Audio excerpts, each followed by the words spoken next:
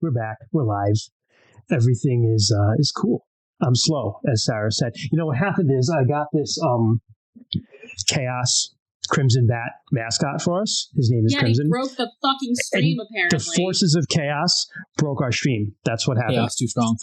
It is too strong. He's at the angry face. So you know what I'm going to do? I'm going to switch him over to the happy face right now. So there we go. We should be good. The bat is happy.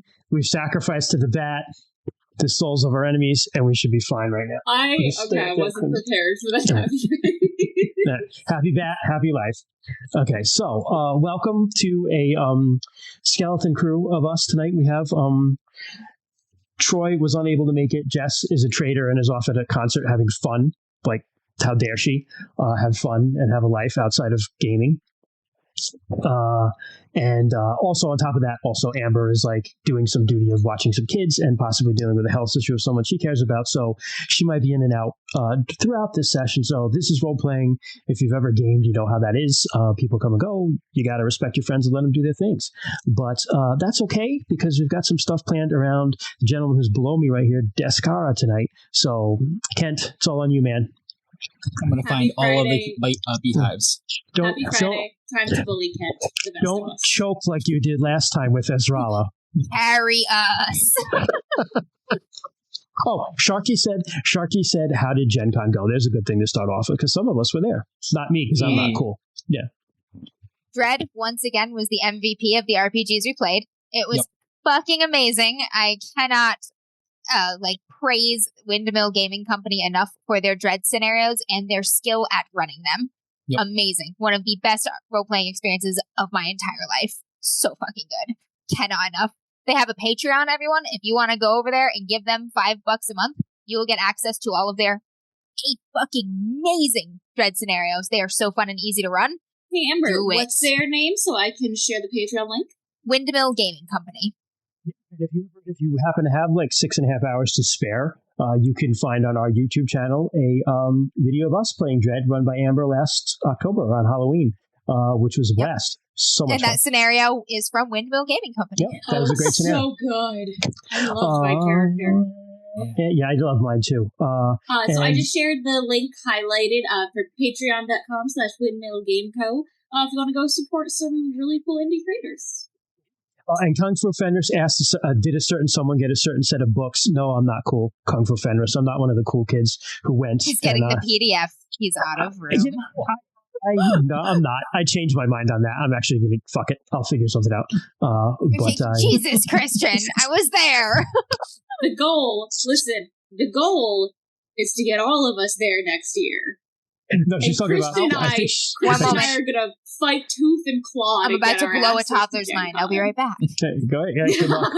Always table surfing again. Oh my God, freaking kids! So yeah, I didn't get them. I'm gonna get them next week when they come out, just like everyone else. I cannot wait for them. I wish I had one because it would have come in handy for tonight. But so be it. They looked amazing. Yeah, they Chaosium puts out the most beautiful books. They really do. They really, really do. Like the artwork, Katrin Durham. Her artwork in the Prosopadia is just like absolutely gorgeous. I look at all her stuff she puts up online. Even I found some stuff. She had some Lock Tomb art.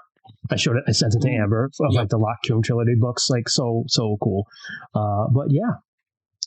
So anyway, yes. So here we are. I'll wait for Amber to stop terrorizing a toddler and come back up, and then we'll She's get not rolling. terrorizing the toddler. The toddler is terrorizing her furniture. Yeah. Amber set up a hidden baby spy cam to watch the toddler so she can stream. It's really fun. Yeah, that's dedication. Yeah, you know what I like most about Chaosium? I love that they give you the ribbon bookmark. Like the ribbon bookmark is so key to role-playing game books. And I just, Chaosium, every single book has the ribbon bookmark. And that is just a chef's kiss. Yep. Like, love the ribbon bookmark. I'm a wizard. Yes, yeah, she's got her nephews and also other things going on. So yeah, there's a lot. Her cat. Burger's Burger has been the most mature and easygoing person of this whole experience. That's because Burger's great. She has been just great. She has let the kids pet her and stuff. She's like not running away from them. She's just she's being so chill. She deserves more treats. I miss Burger. Such a good girl. Burger bit me last time I saw her. You deserved it. Burger, for all of these reasons and more, is the official familiar of the DMs After Dark. That's true. And the thing is, Hercules can be the official animal companion. Yeah, Burger bit me, but then I gave her a ton of treats, so I think we're cool now. So that's good. All she accepts bribes. Yeah, and I'm she like, takes all about payment that. in temptations. I'm down with that. I'm like, oh, here, eat my entire hand. So anyway, anything else, Sarah? Any other business items? Well, I didn't prepare this ahead of time. Sharky wants a business card. We can send them one probably. Yeah, we'll get you one, dude. I didn't grab the link for it, so I'll pop it in at the end of the stream. But we have a T-shirt up on a Redbubble. If anyone wishes to grace themselves with our Detective 20 logo, that is available for purchase.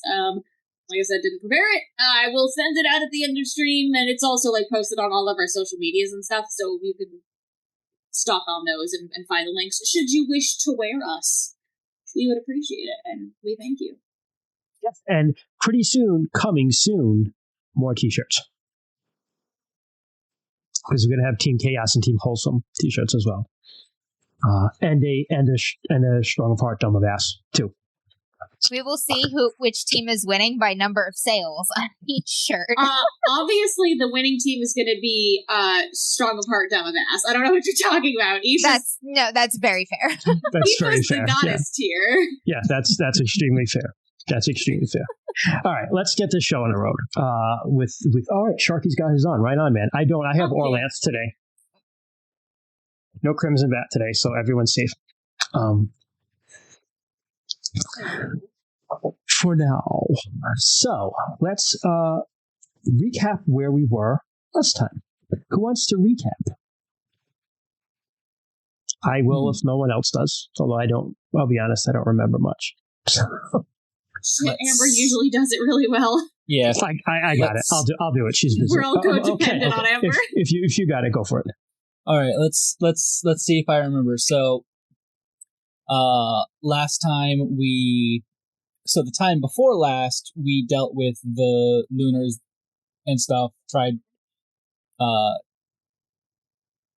warning the second wind, but they already knew because they're better than us. The third one, but yeah. Yep. Third wind. Ha! Yeah. I was off by one. You're off by one wind. So most of our cows have been returned, or all, or something like that. Yeah, you got them all back because you killed the fuck out of the people who took them. Yep. So. And then we're trying to prepare for the inevitable return of the Lunars and what they are going to do to our lovely little town. Vale. Yeah. Vale. Yeah, that makes sense. All right. I'll pick up a little bit more. So throughout the time that everyone was kind of around last, as you wandered around and did your own separate stuff, you all were questioned.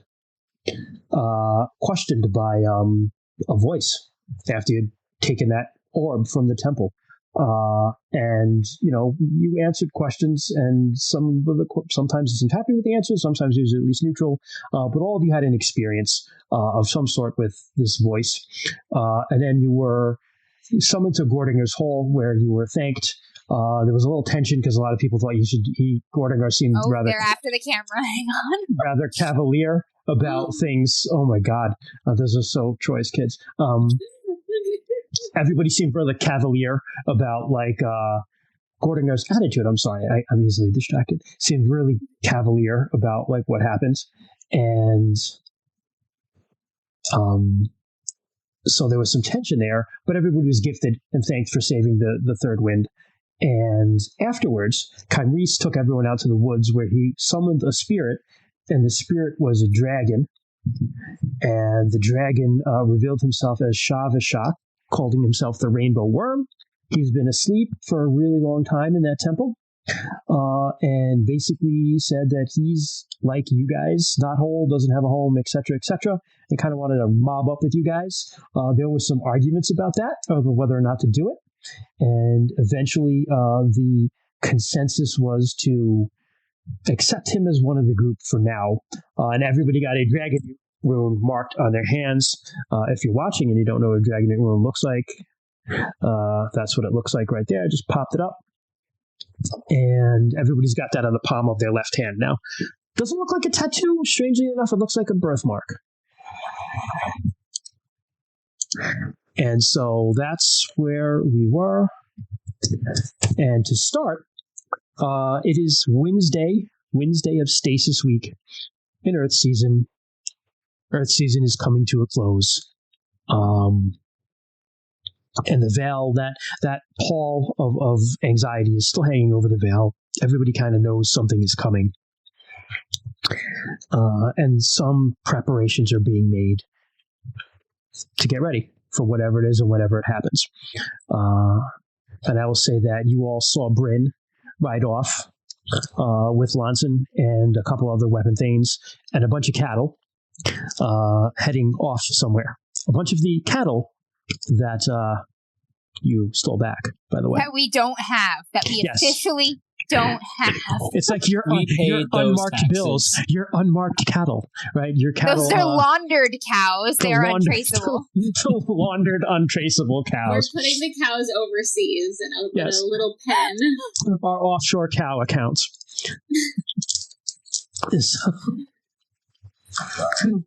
Thank you. Hey, Thanks for the Troy. gift sub, homie. So you saw Bryn ride off with Lonson and like I said, a couple other weapon thanes and Gordagar actually. Somewhere you don't know where. And with that,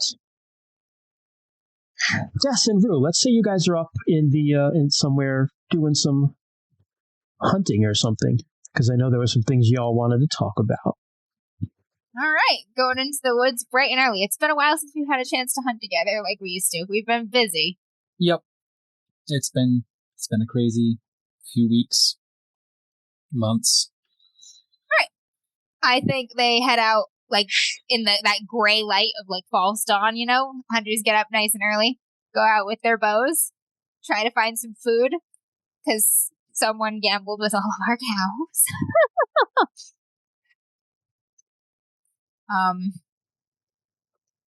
Rue's a little quiet at first. You want to go take care of Excuse that? Yeah. The kids are like attacking the camera. Sorry, everyone. We'll edit this out for the podcast. Look at Since I ever leave.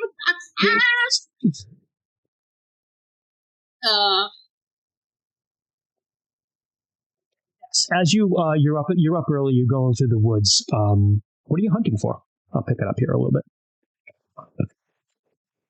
We're probably hunting for something bigger, you know, something that we can.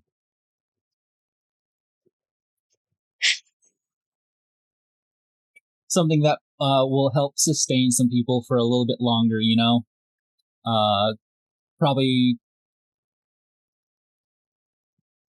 some of the deer that we can hunt, the blacktails and what. You can't catch the ghost deer, so you can. Yep. So let's say you're hunting for a ghost deer. So give me a track roll for that. All right.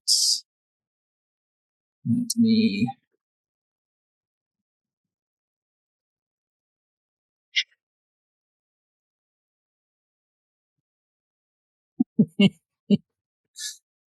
Ooh! I got a 2.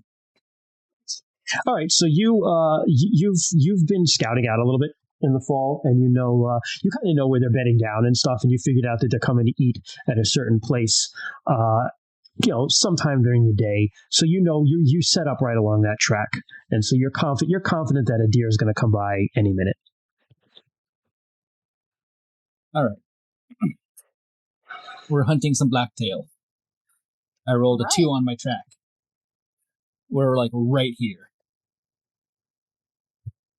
So yeah, if you want to, gotta get my head in the game and focus on this shit. Yeah. So yeah, you can pick up Amber. I just I covered for you. Yeah. Thank you. If it seems like we're close to a deer, I'm going to hold off on the awkward thing it looks clearly like I want to say, and until we kill a deer. So you like I said, you've been scouting. Lie in wait.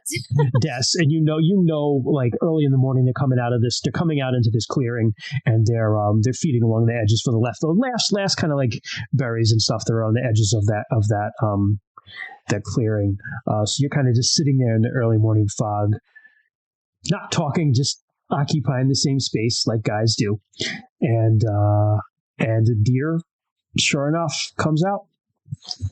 It's a nice looking buck. Don't choke. I mean, Troy just gave us some rerolls, so, just in case. Yeah. All right, I'm going to kind of just meet Descara's eyes across from where we are, set up in a little ambush situation, and see if he wants to take the shot or not. I'll motion for Rue to take the shot. He's... Okay, here we go. I found them, you get them.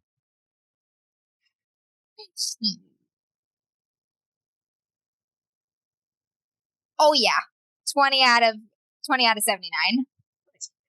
So that is just a regular success, but still a hit. So roll a hit location and damage for me.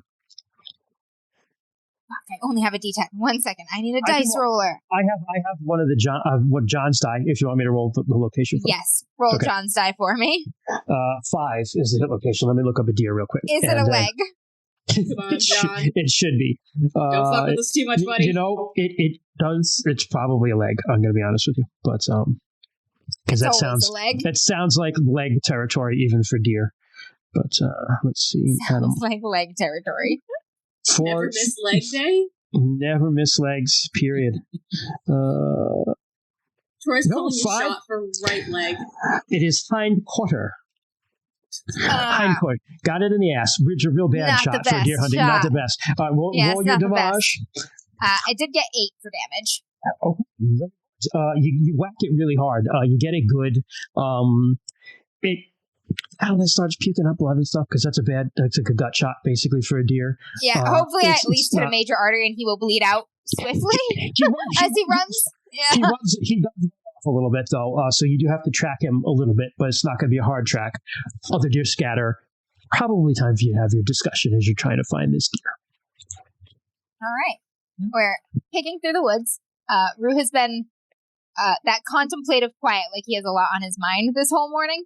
And as you're picking through the underbrush following bloody leaves and tracks and whatnot, it's easy enough that you don't need full focus. So he's just sort of like,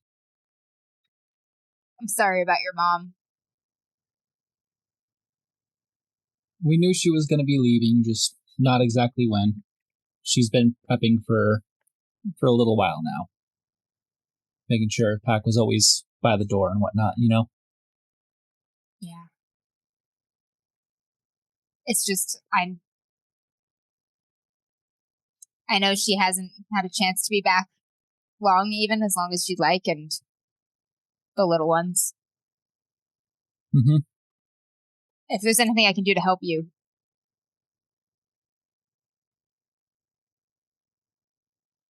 Now I'm always here, Yeah.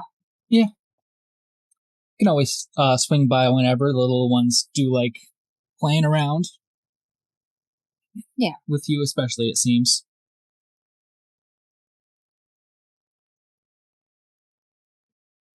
I'm sorry I haven't been around so much. You've had things on your mind. Other things that you need to take care of. Yeah, I know. We used to spend so much time together. And then after the initiation, it's like everything's been nonstop. It does seem like that, doesn't it?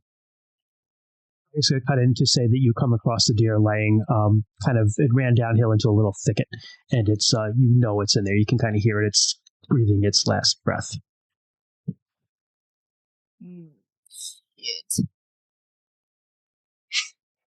I don't know if I should try to shoot it again or if that'll give it another adrenal boost. he's gonna kind of hold off and just stay back for now if it sounds like it's kind of like simmering down, and just let it go that way instead of possibly spooking it again. I will actually take the lead with this, and I will try to end it with a peaceful cut. You go in. It's tough for you because you're big, because it's a thick thicket. But you get in there, Nettles like, in you the get balls some, again. you get nettled. But fortunately this is not summertime; it's fall. So you've been wearing you got some like nice wool breeches on, so like your boys are protected. So Good. you get in there and you find it laying on its side. It's passing away. It's not going to run anywhere, but you can certainly roll a peaceful cut to end its misery if you want. Yeah. Make a good show of this hunter thing.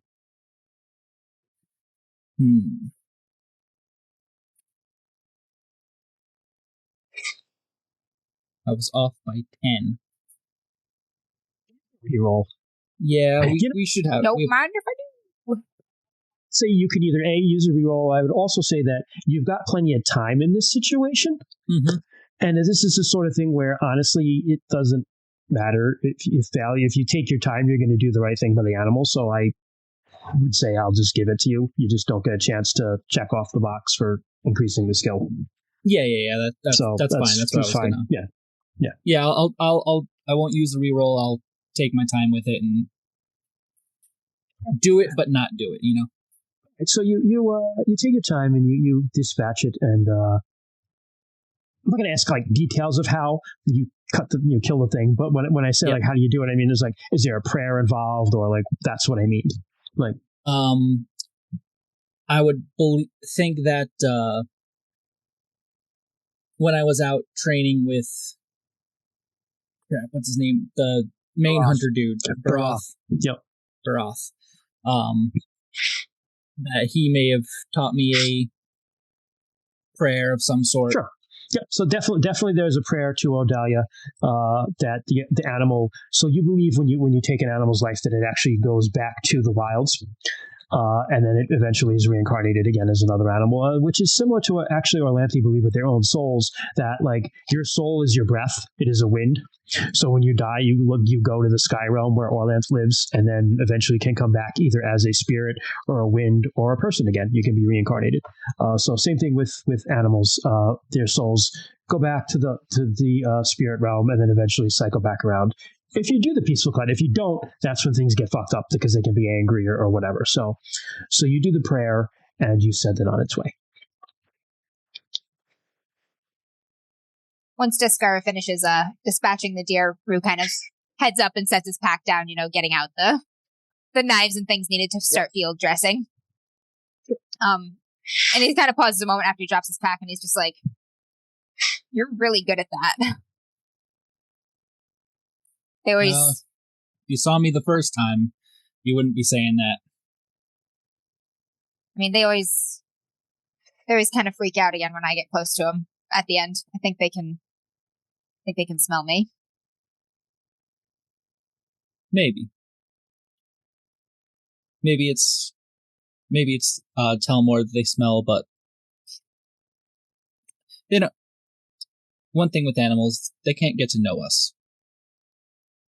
And I know you. Wait, is Nightclaw there? Is Nightclaw there? There is, yes. And then the cat.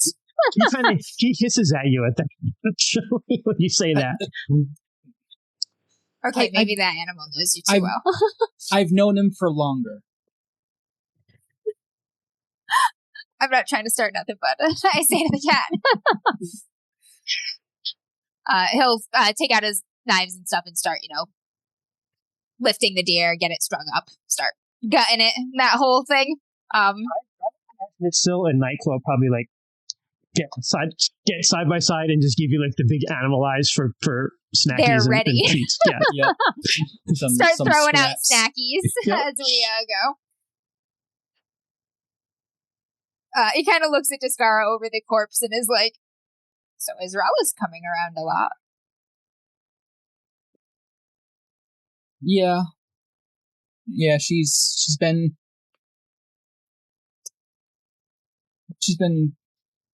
rather sweet on me.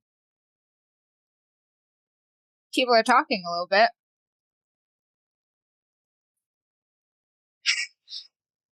If I'm hearing it, they're talking way more than what I'm hearing also, by the way. That's true. That's true. Although you do like to eavesdrop, I gotta say. I don't like to. I'm just good at it because I'm quiet. Do you like her too? Yeah, I do. I, fumble with my words with her, but maybe that's all more the reason that it shows that I actually do. I think she does. She smiles a lot when she talks about you. I'm happy for you guys. Good to know. Thanks. So, how are things with my cousin? Busted. He makes a face. A face that says everything. Yep. We're same as always. Aria? Saw you sneak off at that last festival. It's not what people think it is, okay? I asked her if she wanted to see me. The other me. And then he gets like a little smile, like a smile of almost like disbelief, and he's like, and she said yes. And she wasn't afraid. So things are going well. Yeah, I think things are going well. I think she's scared. I mean, I was not of me. I was expecting her to be afraid of me, but she talks about her parents a lot. And the war. And leaving with her aunt. Kind of worried about her, actually. Yeah, as out of all of us, she's probably the most likely to up and disappear without saying anything to us. I think it's more than that, Descara. The other day, she came over to my place, and I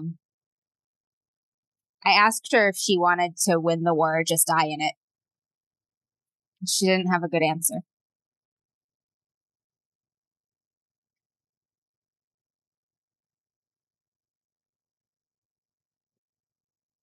It's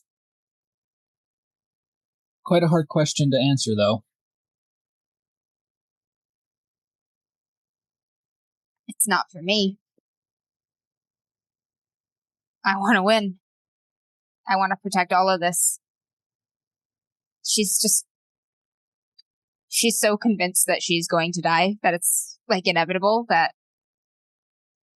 I'm worried she wouldn't really try.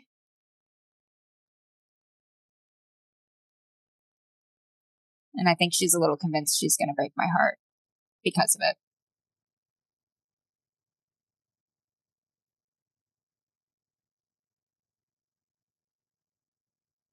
Well, if there's anything that we know, from your little thing, flit into the woods there, none of us are gonna leave this Vale alone.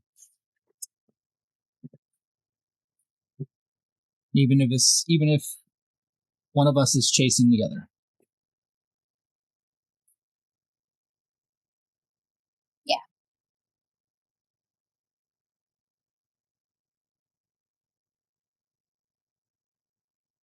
I really like her, Descara. I can tell. And I'm not so afraid of losing her that I'm afraid to try to have her. I just don't think she feels the same. Maybe. But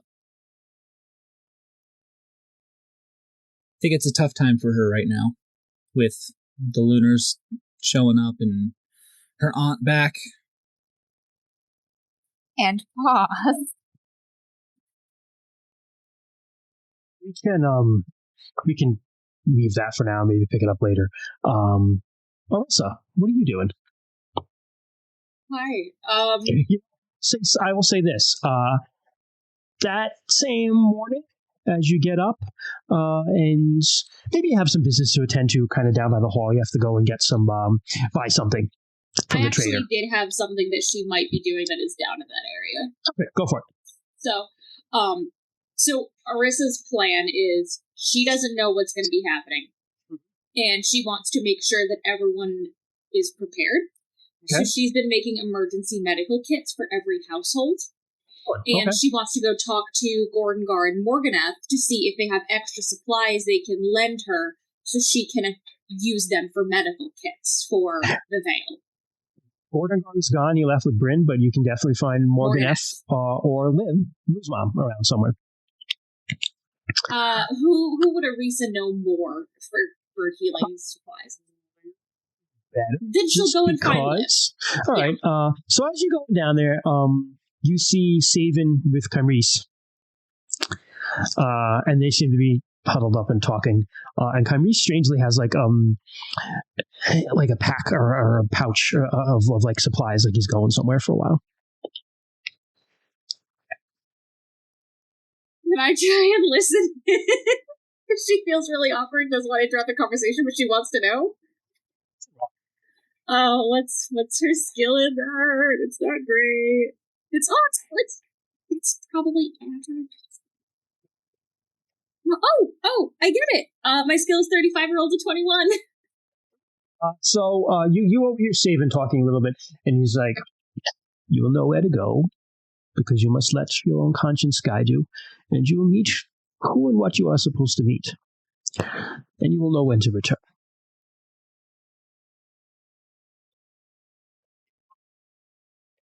Okay, so she's gonna stop in her travels and just kind of hang back for a little bit and just appear super nonchalant and not interrupting any conversations.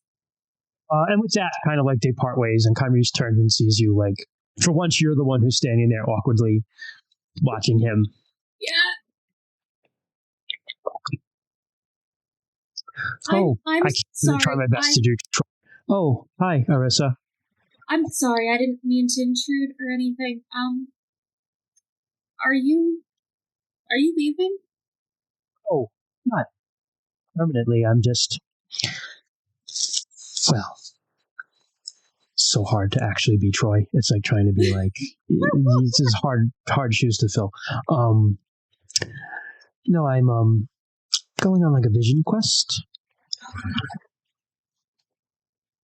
Okay. I've talked to Saven about the things I could do most to help people in the Vale, and somehow I think nobody wants to build boats with me for the oceans of blood that are coming, but I feel like I need to go and find some answers as far as what we can do. Okay. I'll be back soon. Hold on. And she rifles into her bag and she pulls out one of the little emergency medical kits that she was giving to people. And she's gonna, here, just in case. Oh. Thank you. I hope I don't need it, but it'll be nice to have something from you with me. Oh.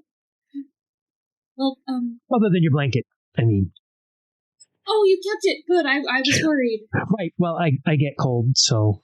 Yeah. But I also really like it, so yes. Good. I'm glad. Well, I don't think I'll be very long, but I'll see you soon. Yeah. Good luck. I can't wait to hear how it goes. Thank you. And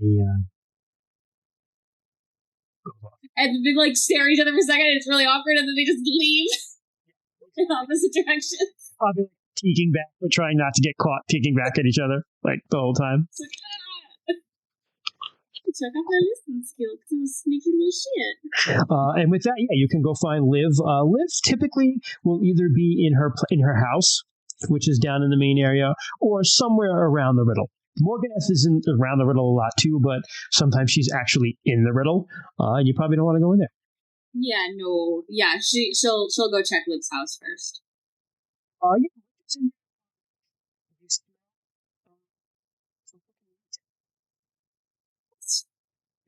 It's like a small hearth fire with like a little pan, like a copper pan, and she's like I almost like picture like a wok. She's like walking up some meat. She will knock on the door.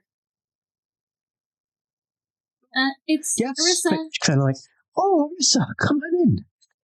And she'll awkwardly poke my hand. How are you feeling? I'm okay. Well, I've been starting to make some little kits to give to people to have in their here. And she pulls one out of her bag and she kind of opens it. It's like a small like pouch that she's kind of sewn together. It just has a couple of very basic. It's ye old first aid kit.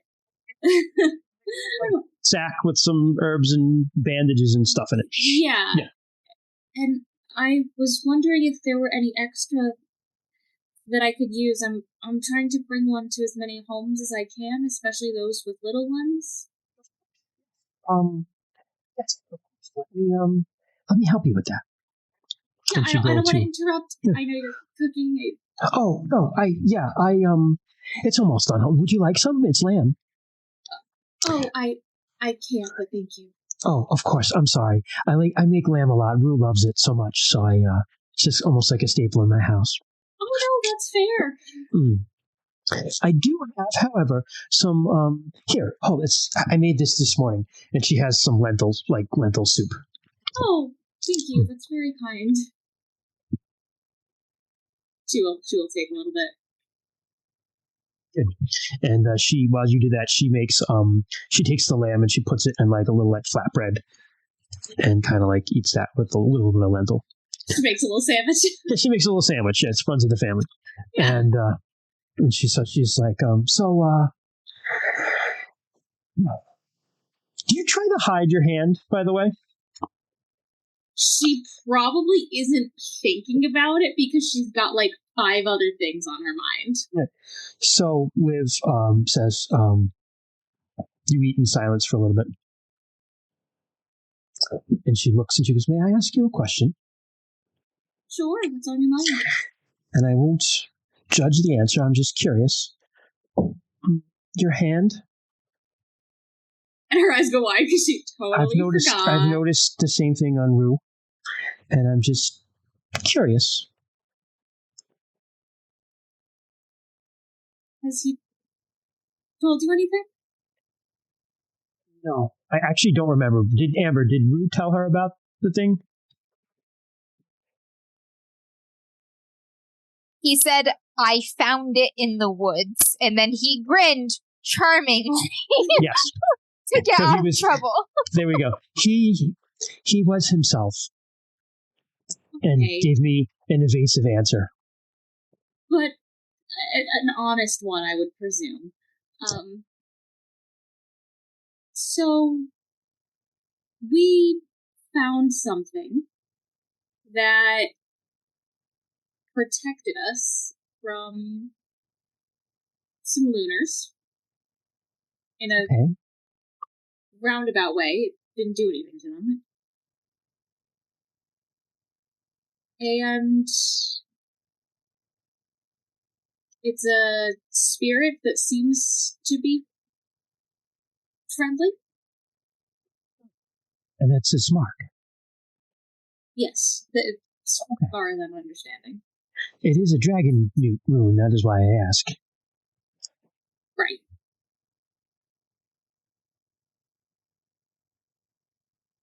They do live in a city above the pass, but none have talked to them since Sartar's days.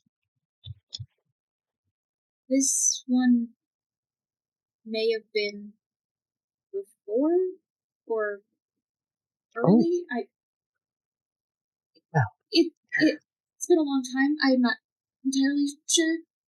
Your son asked a lot of really good questions. I don't want to try, but as you know, the safety and the well-being of the clan is part of my concerns, and I would ask you to be careful. I made it abundantly clear that my, what's the word I'm looking for? Allegiance is to the clan and to Shalana Arroy first. And nothing can overtake my decisions about those. I made that very clear.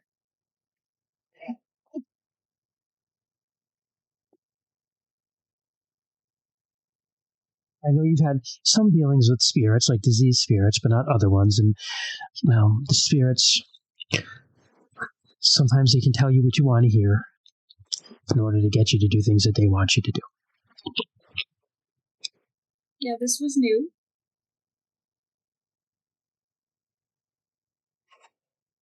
I think I trust it. I think you have excellent judgment, so I will trust your judgment. Thank you. You're welcome. Now, let's go get the rest of that stuff. You finish up your food. Okay, thanks. And she takes you to kind of like a storehouse with like dried herbs and stuff like that. And you kind of like, pack those things up and spend some time going around and,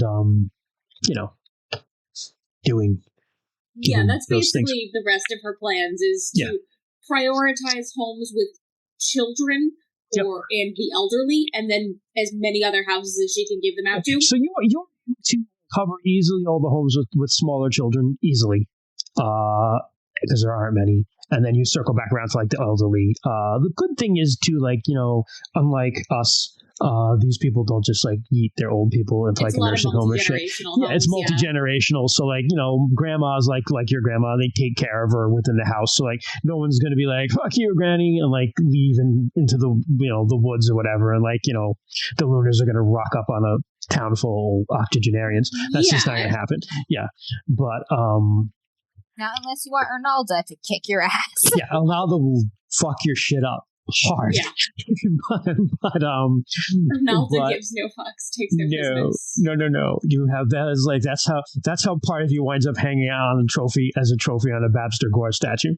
But but you're able to like attend to those as well and make sure like the elderly people have them as well. So it's a good day for you, we'll say. And I'll munch back to Rue and Des. You guys get down and you get the deer meat down. And was you planning to distribute it to people, or you're still muted, Amber? I think preserve it. We should probably like smoke as much of it as we can. So you take it to the smokehouse. There's smokehouses. So there's one right by where you can take it to Bearfallen, where your clan is, Kent, your stead, or you can take it to there's one right in town, whichever one you want to go to. Probably whatever would be closer to wherever we were. Let's take it to the one in the town actually. So you take it to the main one by the hall, and you start stripping up the meat. And you give it to the people who are around there. People, mostly women, who kind of cut it into strips and start hanging it on the things. And while you're there, Rue, you're kind of like helping with that process a little bit, and you see like walking not in her full armor, but just still looking very badass. Sorry, who that was cut out? I didn't say her name yet. Oh, okay. I was like, why? I said you hear. I made an arm. I made a marching sound that cut off. All right. But Erenita kind of walks up, and she's like, "Hey, what are you doing?" Just building some stores for the winter. Good. You done with this? Am I? It's you. Like they can take it from here if you want them to be too. He looks at her, and kind of dusts his hands off. Yeah. Well, what's up? Did you need help? Just figuring, like you had some good ideas when you're talking to Gordo, and I figured you could come and help me figure some shit out to defend this place. He tries really hard to be stoic and not like, oh my god, Erenina's asking for my help, and he only like 30% manages that. He's like, yeah, I'd... Yes, I called him. She called him Gordo.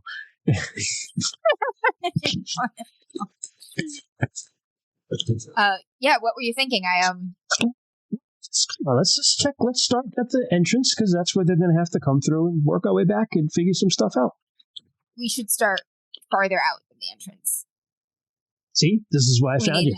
What are you thinking there, Scout Boy? I think maybe we set up some lookout posts with some kind of call system so we can get faster, more advanced notice. If we had had more time, we might have been able to hide a bunch of the cattle. That's where your little friend went with Lancet.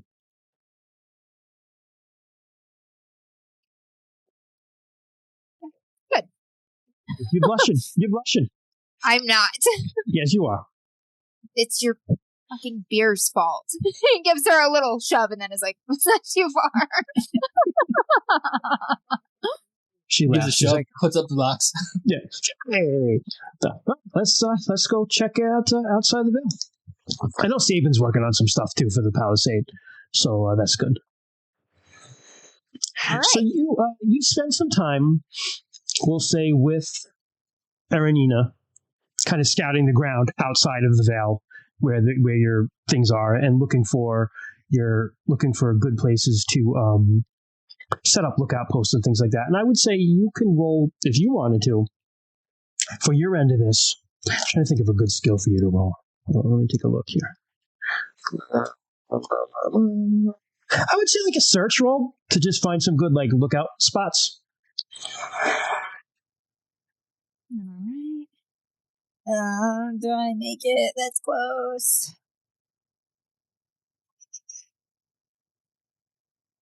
It wasn't close. No, I failed. You may re-roll. We have some re-rolls. Fuck it. Let's do it. Yeah. No, I rolled worse. You suck. Okay.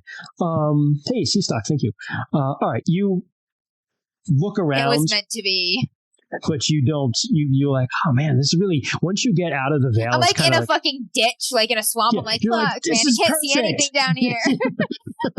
No, but you look around, you're confident you could be able to find areas. You find some potential areas, but you don't find anything you're really excited about because you're trying to picture in your head, all right, where are they going to come from? And another thing too is that once you get outside of the Vale, outside of the Palisade, it's hilly, but it's not as steep of a terrain as you're used to.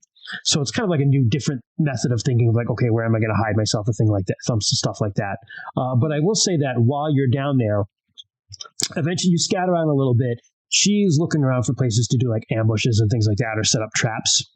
And then once you go back, offense, where he's defense. This is how we're going to kill these people. And then you get back into the Vale, and she starts talking about the Vale itself is a natural funnel. Right, it kind of funnels up. The stream runs out of it. There's a red rock steed is where the narrowest part is. That means it's also a natural box trap.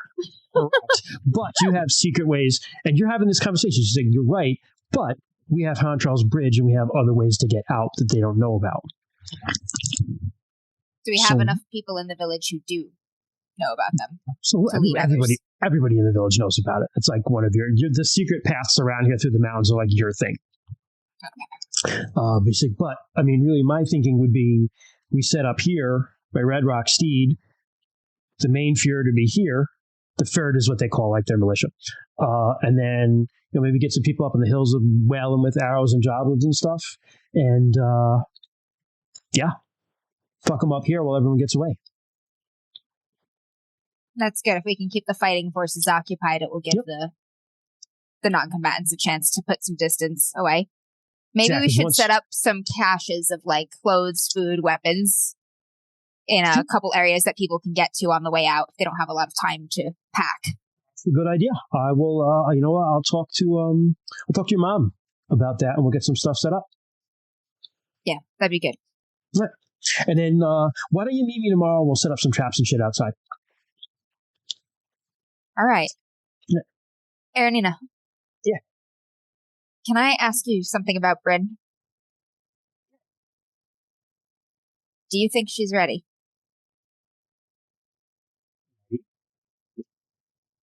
For this? Wait, what the fuck did you think I was asking? Nothing. glaring at her. He's like, for war. Do you think she's ready for the war? You saw her fight.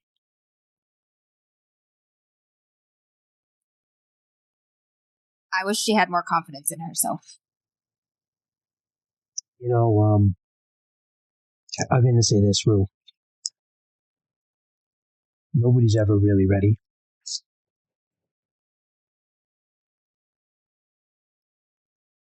Trial by fire. Yeah. And she I've did seen kill the people- shit out of that guy at the well. She shot him through the dick, right? Yeah, that's like amazing. I wish I could do that. I'm not that good. I'm not that good with a bow, but like that is a shot I would want to make if I could. Did I just show you my collection? I've got a couple.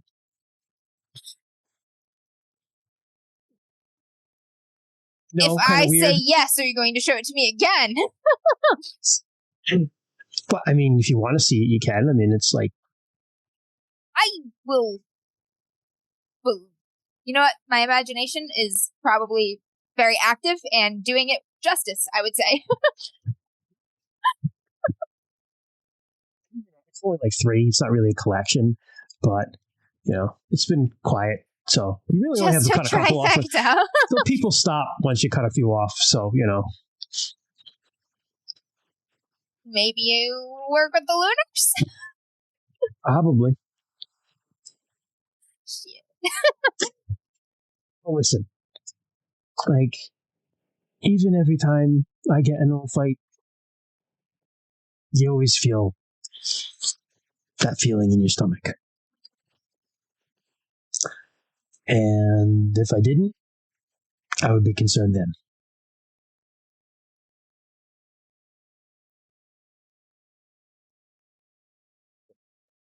Sometimes I'm worried I won't. Why wouldn't you?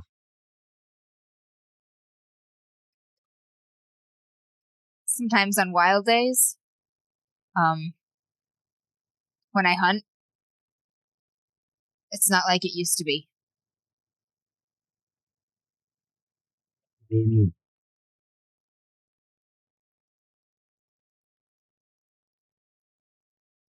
I think I've always kind of thought a lot about taking life and the weight of it, and I forget that sometimes now on wild day. Well, from what I understand of what happens to you, that's the god, and your curse kind of entering you. And when I fight, I can sometimes feel the goddess enter me, and it's the same way. Does that part ever worry you? No, because it's the goddess acting through me.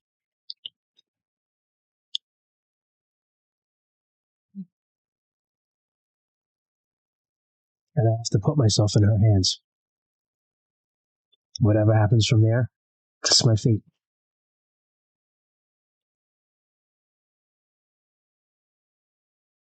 I'm not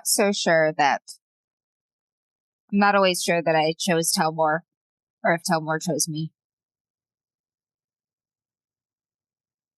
I don't think any of us actually choose the gods. Destiny. Who would want to wake up and start cutting a bunch of dicks off? I mean, Karenina. No, I get it. Sorry, I'm just...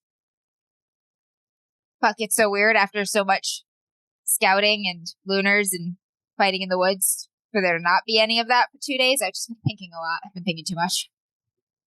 Happens. Yeah, it happens. It's it's a come down when something like that happens. And listen, like I'm next door if you need me.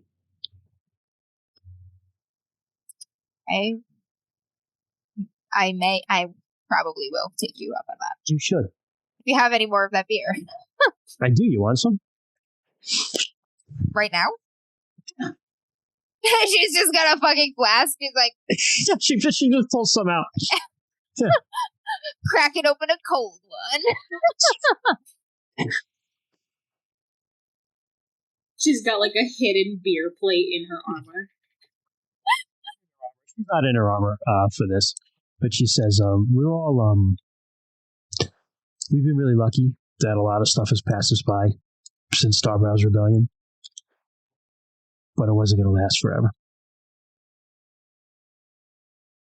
I wish it didn't happen. I wish we could have just fucked them up then. I wish my dad wasn't exiled. But, yeah, all those things happen.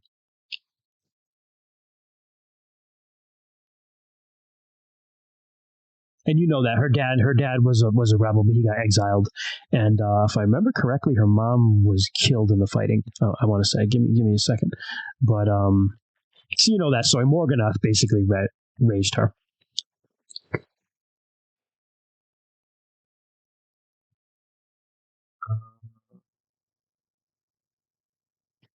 Actually, I take it back. Her father was caught and exiled.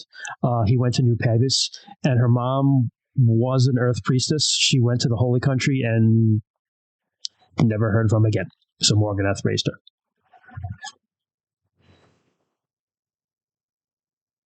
Man, we're almost like cousins. Yeah. Yep. A little bit. A little bit.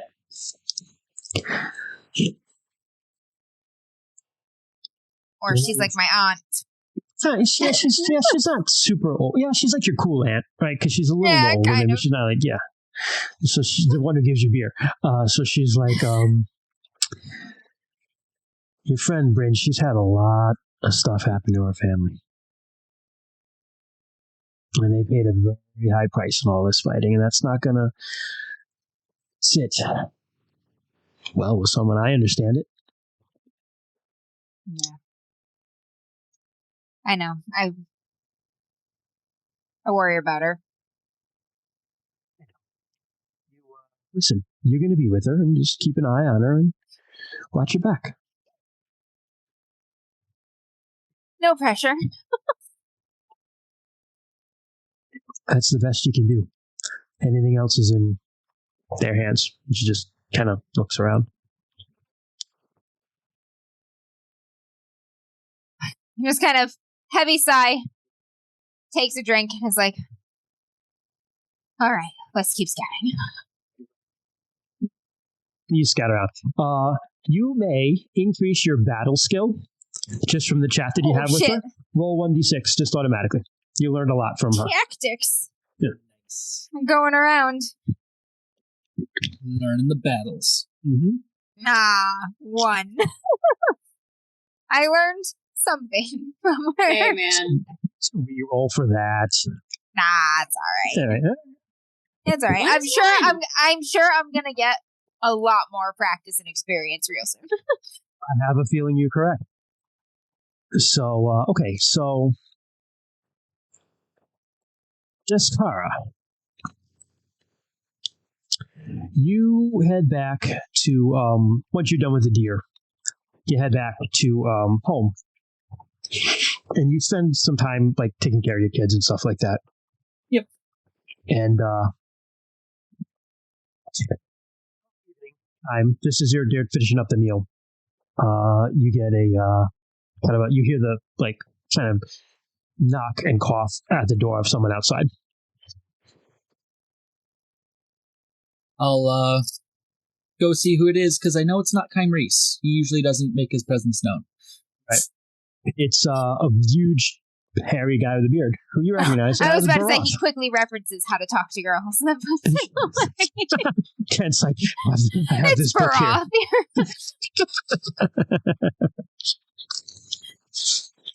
here.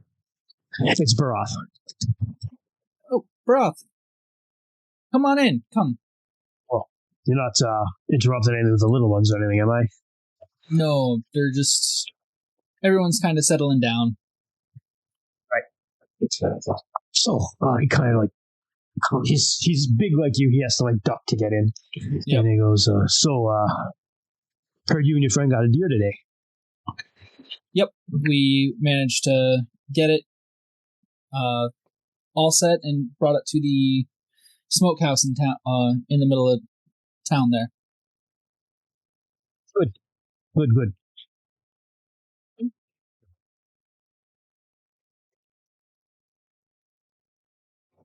So listen, I wanted to wait to the Great Hunt to do this, but I don't think we have the time. So next Wednesday, as you know, Wednesday of Movement Week of every season is a holy day for Odayla. Next Wednesday, I want you to meet me up early. It's time for you to hunt the bear, boy. He'll straighten up and he'll nod. Yeah, I'll be there. You want me to meet you by your hut? Yeah. He says, meet me, you know the trail where it forks up above Bear Fallen? Mm-hmm. Meet me there. All right. I would tell you, do what you need to do to get ready. Say goodbye to whoever you need to say goodbye to. Could be gone a little while. Could be gone a long while. It's different for everyone.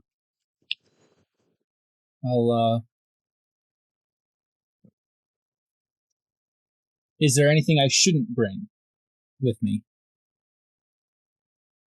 I can think of. All right.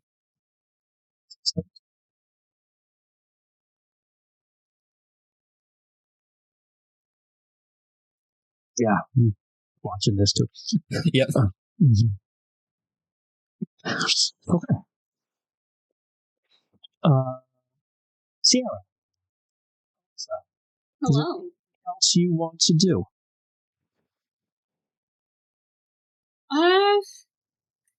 Rissa had a question for Rue, but now's not the time. So she comes back. Descara, you've got about 4 days before that happens. So, is there anything you want to do? We'll go on you for a bit, and then we'll hopefully get Rue and Arissa in, and then we'll start your thing. Yeah.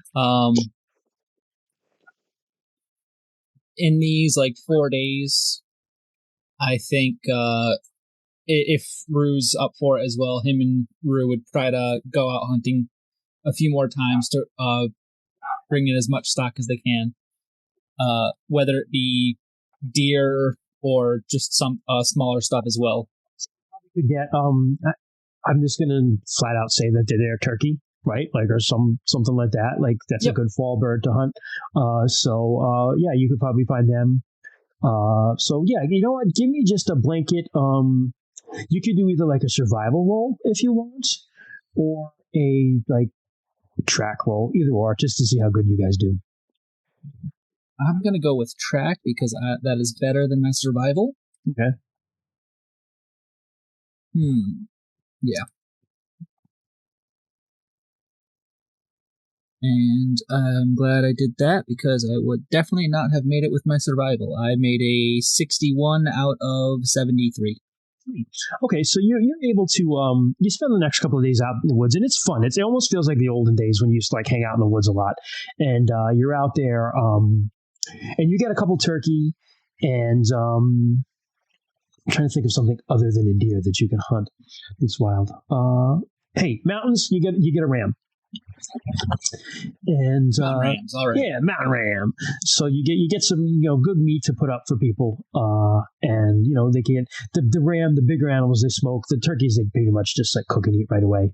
And it's a good 4 days. Anyone else you want to say goodbye to?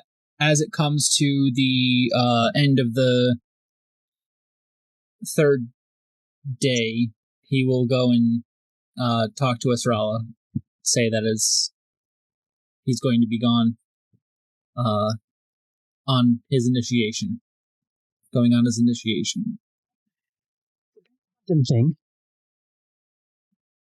Yep. You don't have to actually like kill one though, or do you? Or, I mean, I don't know. I don't want to know. It should sound probably something I shouldn't know, but I mean, it's a bear. Yeah, that part's always been vague. But I think it's more, it could just turn out to be some sort of vision quest, but if I actually am going up against a bear, Broth has readied me for this. He's a good man. I like Broth. Well, you even when tomorrow? Tomorrow morning, early, yeah. We catch the biggest bear. And she gives you like a big kiss. She grabs your face and like holds it and like gives you a kiss on the head. Thank you. I will. I'll be back. I'll definitely be back. I know you will. Don't get lost or freeze or anything stupid, all right? If it's me, I'll be finding probably a lot more beehives out of season than anything else. Well, stay away from them too. I'm gonna try my best. All right. And what do you pack? Let's talk about that a little bit. So because I won't know how long I'll be out, I'll probably pack some maybe a few rations, maybe a couple days. I can hunt for myself.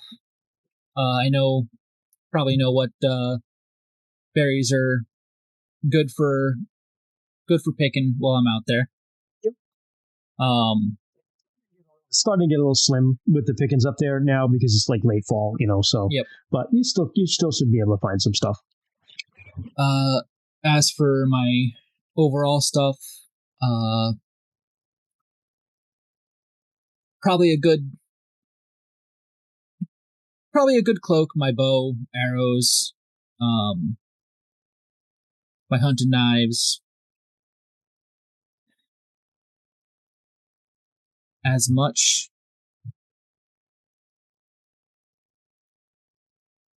I think I'm going to bring my axe just in case I do get up and close and personal with a bear, even though I don't want to. Good thinking. But after that, my rabbit foot charm, definitely. Okay. Good thinking. Yeah, just looked down at my paper and I was just like, yes, that. So the bear can't hear me coming from a mile away. Sounds good. All right, so you spend the night packing that up. Orissa, I'm trying to buy time to get your moment in Rue. It looks like it's coming to fruition, but you're good. Good. Go ahead. Let's hear what you got. This is just a small thing, but especially since talking to the dragon spirit, Orissa's been talking to the orb more. If for no other reason than to get it to like her, so maybe it doesn't screw her over, but also because she's curious as hell. So, that a little bit. It doesn't have to result in anything. She's just talking to the orb. But you set me up. What are you doing? It's a quiet day in the maybe you go back to that spot. We have the nice view of the Vale. Yeah. She'll probably bring it there, and going on her walks and stuff. Looking for more herbs and mushrooms and whatever. Gets up to her little spot. She just kind of plunks down on the ground and yeah, exactly right, pondering the orb. She pulls it out of her bag and just kind of holds it awkwardly but reverently. She just kind of stares in silence for a moment and just, I don't know if you live in this thing or if you see out of it, but if you do, it's a nice view, ain't it?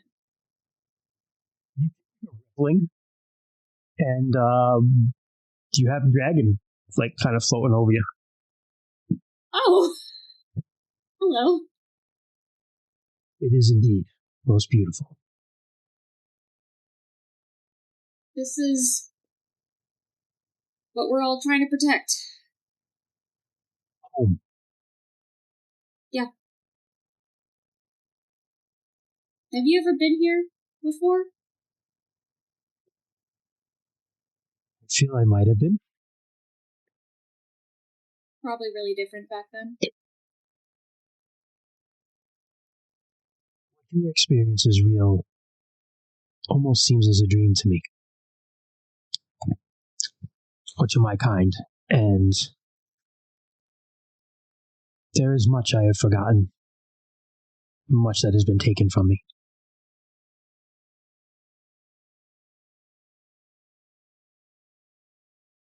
Still, though, there is beauty in creation.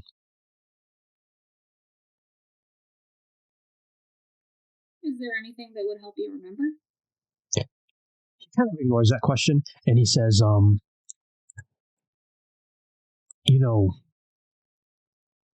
when the first runes manifested and the gods used them to create the world and create the spike, they did not create the dragons. The dragons just arrived. From somewhere else? Yes. And it was decided that the dragon should have a place to nest. And so they were allowed to nest at the base of the spike. And that is where they laid their eggs. That is where they lived, in peace with the gods. That is Dragon Pass.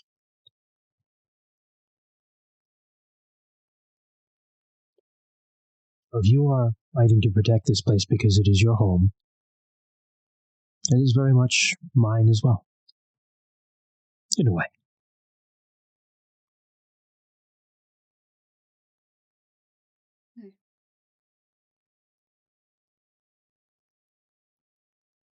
Good. Because I don't really do a lot of fighting. I do more of the fixing. It's good. But I mean, my friends are really, really good fighters. They'll be able to address them. Hopefully it won't come to that. No, I would rather it not, but Often it is hard to tell who is injured more. The person who does the injury or the person who is injured.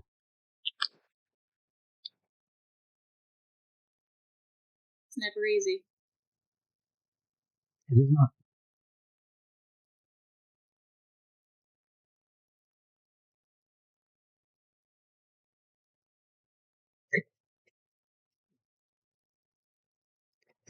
It is good to share this. Yeah, it is good to share this space with you, Arissa. Oh, I'm glad. I've been trying to keep you safe and all that since, you're not in a little cave anymore. It is good to not be there anymore.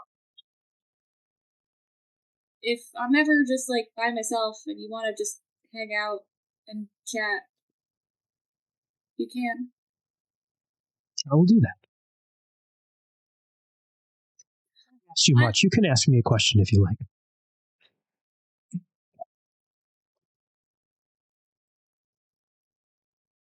Do you trust us?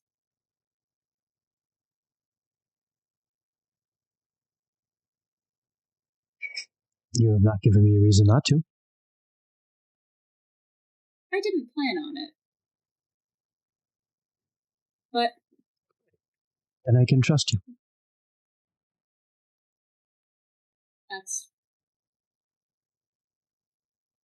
that's fair.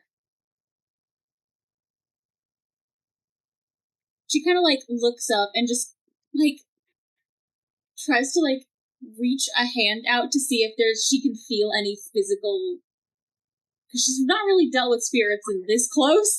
So what I would say to you, I mean, you wouldn't like Arissa wouldn't necessarily have this frame of reference, but for like a modern American U.S. person frame of reference, kind of like a pins and needles sort of feeling, like like okay, yeah.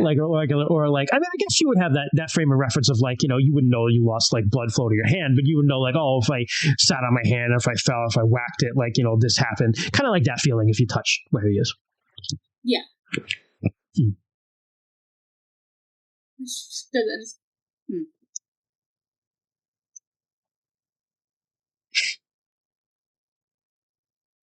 I'm not good at making friends. Sorry. It's been like 11 years since I made a new friend, because I've known my friends for like ever. It does not appear that there are many people here. New people, I mean. No. The only new people that arrive are babies. Which reminds me I should check on that little fellow at some point. You do not have babies the way you do.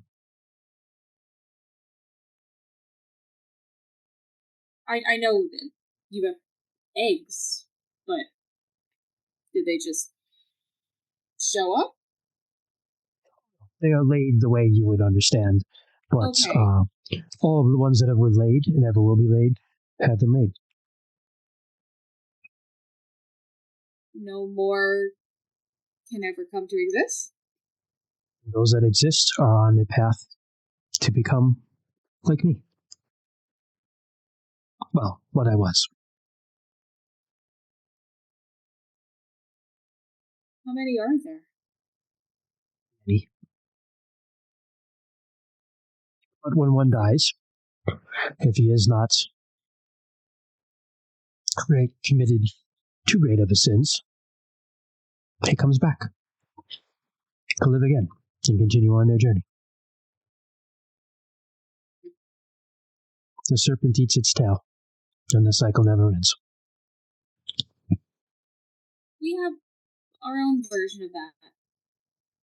It's different because, you become a different person. But, with animals, too. We are always, all of us, becoming different people. She just kind of sits real awkwardly at that. Yeah. I'd like to see this young one. I have not seen a small one of you. Oh. Okay. Yeah. I have to bring a medicine kit that way anyway, so okay, yeah, how do I hop back in? He just disappears. There's like a ripple and he's gone. She just, I'm so not good at this, and then just wraps it up and starts heading out to go see the baby. And then if you want to find Rue to have that moment, you can, and then we'll start Descara's thing. She'll go check on the baby, make sure baby's okay. He's doing great. Family's doing great. Good. What's it doing? I said, if you're doing a scene with me, I probably have like 5 minutes while they eat this pizza before they start like suplexing my couch or something. We can worry about this next stream. Go to this. Okay. Yeah, it's not important. Fair enough. So some time passes. Rue, just to catch you up, you and Des spent some time, a couple days before he has to go away. He told you were hunting. You managed to catch a couple turkeys and a goat just to feed people. It was really great. It was like the olden days when you used to hang out in the woods a lot. Before Des has to go away for a while and hunt a bear. On his own. Tell this to anyone? Does he have like a dream? Or Barath is like, it is time. Is like, it's time. It is time. Yeah. It is time. It is time. Shit. Yeah. Oh man, Bryn is gone. Descara is gone. Reese went off somewhere. Reese is gone. Everyone and Marissa are just like, her and us are just gonna hang out here. Just be Reese sad got to go together. find a boat. Feel like sad puppies. Like Reese is building this giant boat in this house. He's building the ark. This is like Noah. Fucking Noah, just building a huge boat.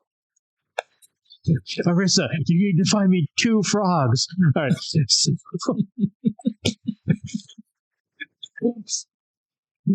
All right. So Wednesday of movement. Troy's in chat. He just says, "You joke." ... So Wednesday of movement week comes, and you get up early with everything you packed, Descara, and so just like that pre-dawn that hunters get up, it just feels almost like another hunting trip to you. But you head out, and you head up the trails behind Bearfall instead, and there's a place where he said where the trails kind of there's a fork in the trail, and you find him waiting for you already there. Nightclaw comes with you also, and he just goes, "Come with me." And you find him actually painted, like he's got like black paint like on his face and stuff, and he's wearing a full bear skin with like the thing over him, bare chested, and like you see his runes of like beast rune and stuff on his like massive chest and shit through his chest hair. But he's like, yes, bare chested. So he's like, "Come with me." And there's a fire already burning in like a little clearing. And he goes, "Place your weapons on the ground." I do so. And he takes out like almost like a bundle of some sort of herb, and he lights it on fire, and it's a very like smelling, strong, musky herb. And he smokes you, senses you, and he senses your weapons. And as he does, he's praying in beast speech, actually, which you know a little bit of. You kind of recognize it, but he's praying, and he anoints you. He has like a little pot with looks like some ground up berries in it, and he anoints your forehead with the beast rune and an air rune on each cheek. And then he says, "You may pick him up now."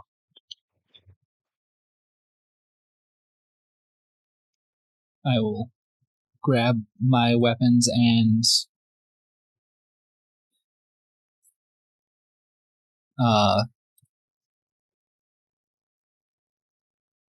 place. I'll grab and holster my weapons. Well, I prayed to the sky bear for a good hunt for you. If I were you, I would find a ridgeline with some oak trees and head into the wind. Acorns will be dropping. Bears will be eating them. If you're upwind of them, they won't smell you coming. That's actually some real bear hunting advice, by the way. I looked it up. Nice. Yeah. Thank you always for the guidance. I'll be here when you get back. And he kind of gives you the big guy shoulder clasp kind of hug. And with that, you set off. Off I go. And you head up into the mountains with Nightfall with you. And you don't have any particular place to go or anything like that, so you're just kind of following, your own will. And you wander around, and I would say give me a track roll just to see how you do. You have some rations, but you're not carrying a lot because you're carrying light. Yep. So let's see if you can find anything.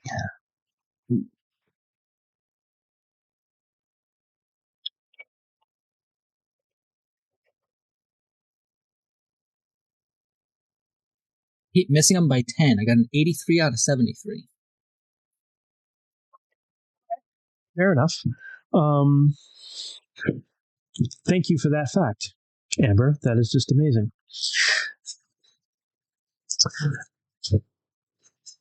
So the answer to the question of does a bear shit in the woods is no. Everyone, bear fact from Amber: to prepare for hibernation, bears eat a bunch of grass and twigs to form an anal plug. So now we know that does a bear shit in the woods? Not during the winter time. Thank you for subscribing to Bear Facts. It's a Frank version of Bear Facts. It's the butt plug, the bear butt plug. So anyway, get back to this real stuff. You just, after a couple days, the rations start to run low, You've been trying to ration them out, and you're trying to start finding food, but you're not having a good time of it. You find some tracks, and you see a couple squirrels and stuff, but you just can't get close enough to get a good shot off at them. All the time you feel like Nightclaw's kind of judging you a little bit, because he's a cat, and, as he always does. Yeah, as he always does, and you're not doing well. But finally, it's been a couple days, and you're really hungry, and you find the track of possibly a small goat or this is a small deer, something like that. You're not quite sure because it's an older track, and you begin to follow it, and eventually you find that it's not. You catch up, and you find it's a small, not a ghost deer, but a black-tailed deer for all the people watching who get offended when the Haraborn shoot deer, and you have a shot if you want to take it. I will take that shot. You miss. Don't even roll. So you shoot an arrow right off into the woods, and you're like, shit. And Nightclaw looks at you. And it's kind of like, the cat's ears go like, kind of like this a little bit. He's got like big floppy ears. And he talks to you. He says, "You're not a very good hunter."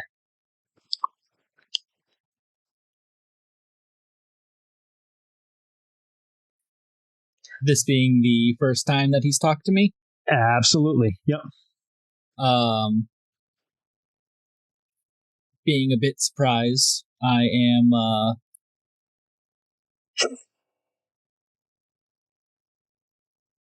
I just kind of say, probably louder than I should. Did I just hear you speak? Yes. You want to save me to help you? Yeah, have you always been able to speak and you just haven't? Here I can. Come on. Walks off into the woods. I'll follow Nightclaw. You follow him, and he takes you down into deeper into the woods, and you see him like crouching, and he's like, "Look," and you see a little field mouse kind of off in the distance, and you're upwind from it, and the wind's rustling through the leaves a little bit, and he goes, "Sneak up on it like this," and he shows you like kind of like how gets it, and he pounces on it, and he gets it in his mouth, kills it, and he's like, "Your turn, go find one."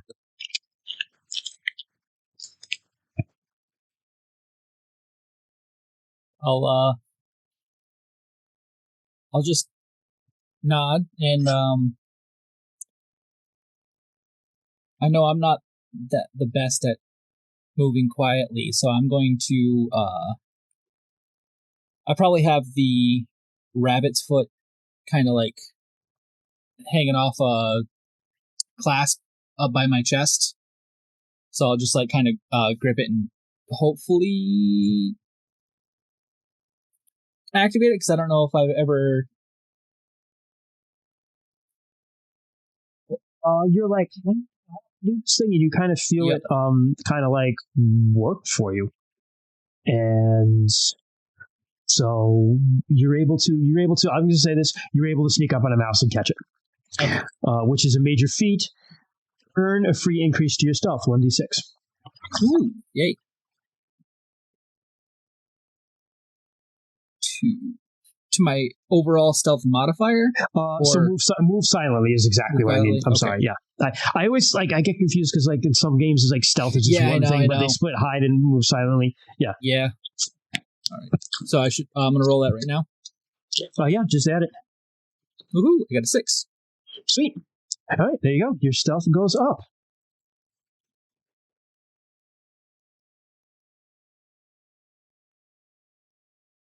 All right. You have a good night, and you eat some mice. So then the next day, Nightclaw's like, "Come with me. Let me show you more." And you spend the day kind of going around, and he's showing you, like, you're used to tracking, like from your standpoint, but he showed you how to do it from like the cat standpoint, where he's literally like, this is where they'll run up the tree and hide, and this is where they're going to come down to water, and if they're going to carry over here, they're going to go over this branch because they don't want to touch the ground and get their scent on it where I can find it. And he teaches you all this cat stuff. Add 1d6 to your track. He spends the day with you, teaching you that stuff. Teaching track from cat. Nice. Yep. I got a 5 on that. Doing well. Doing well.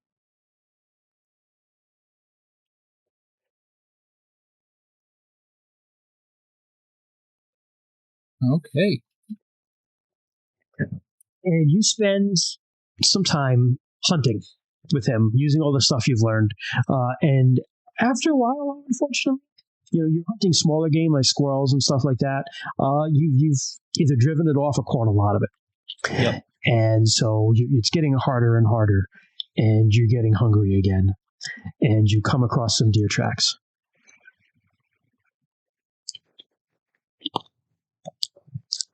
I think and it's time. He just kind of looks up at you, and he says, "Cats like me don't hunt deer. It's your turn."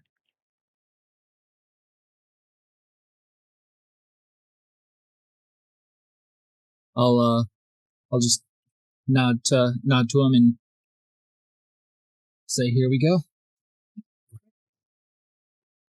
So you begin following the track. And I'm going to say that you use what he taught you. There's no need for a roll here. You're able to sneak up on the animal. And it's a small deer. Again, a black-tailed deer, not a ghost deer. And you're able to, you have a clear shot at it.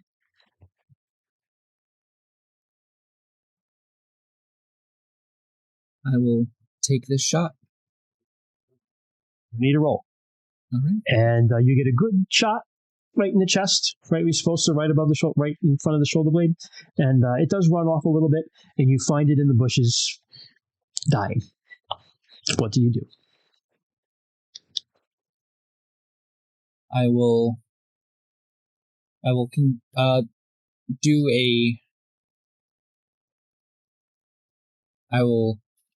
thank Troy and remember to augment this.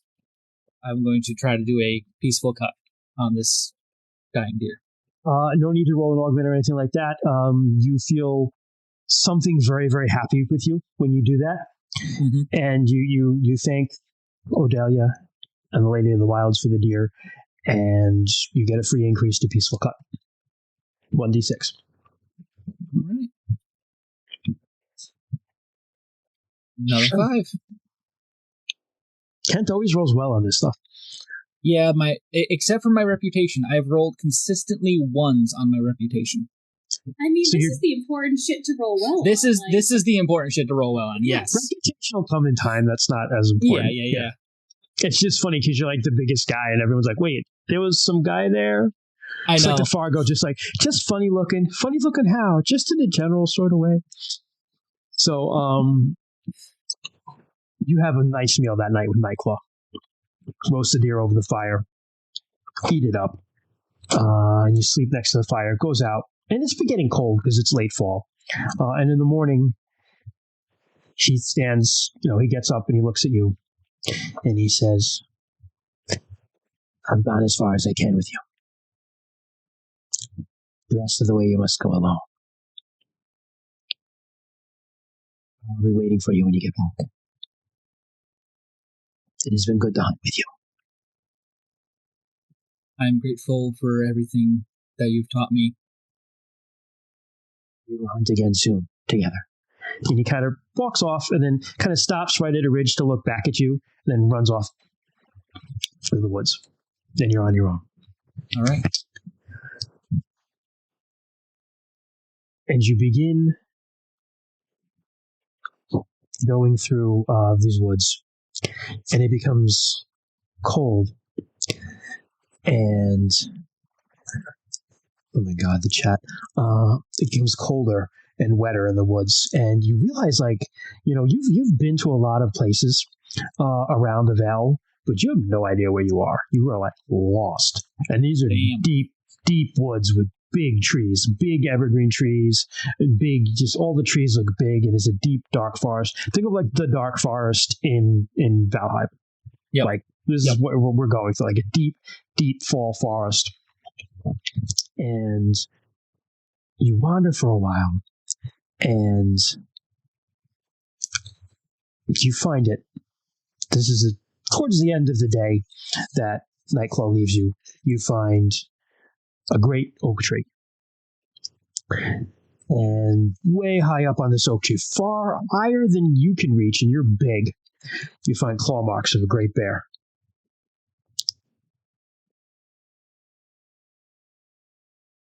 Looks like I'm in the right area, kind of thinking to myself. So what do you do?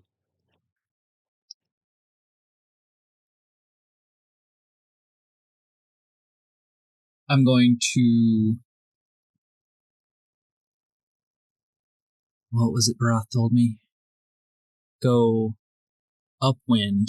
No. Mm-hmm. Upwind and find a patch where there's a bunch of fallen acorns. Okay. Right? Yep. So you begin trying to find a ridgeline, and you're searching around to find like some oak trees and a ridgeline. And as you search, you find like a little stream kind of going down this hill as you're trying to get to the top of the ridgeline. And in it, there's a little sandbar, and in that sandbar, there's this bear footprint like this. Ooh, damn.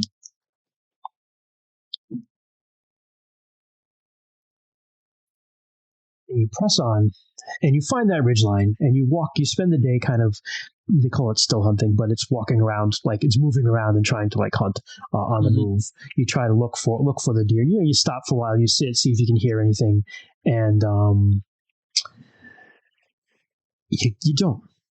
you don't find anything that first day, and the weather is getting very, very cold. So you set up a fire in a camp for that night, and as you're sitting there and kind of like, eating the last of that deer that you saved from your time with Nightclaw, you look up in the sky and you realize two things. The first is you realize that you do not see a red moon at all. And the second is that there's some sort of light in the sky that you've never seen before. It's like ribbons of light. Aurora Borealis. Yeah.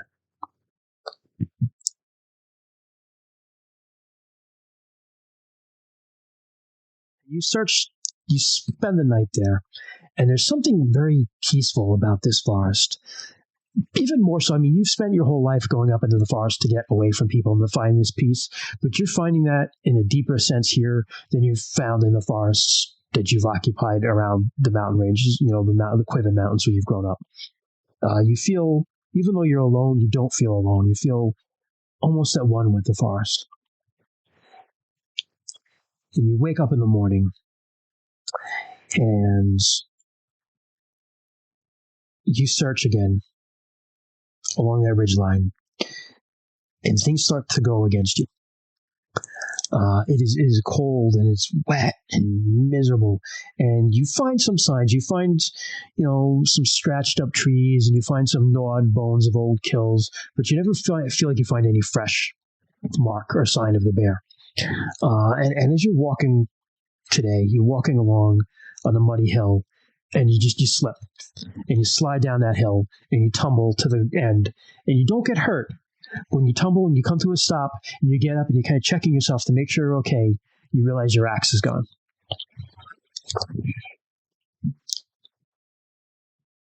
Damn. What do you do?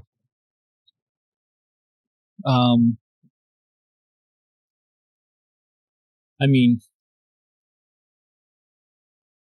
I'm gonna try to make my way back up the hill a little bit to see if I can find any signs of my axe, see if it slipped any down in a different direction. But search as you might, unfortunately, you slid down a ways. It was kind of steep, and you cannot find it.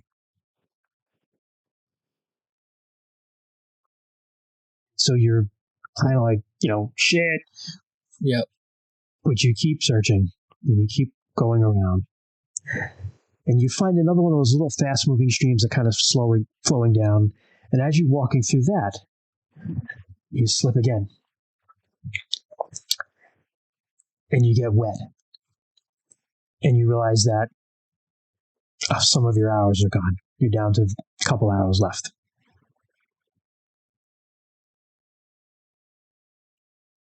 But you get out of the stream, and you manage to warm yourself up enough.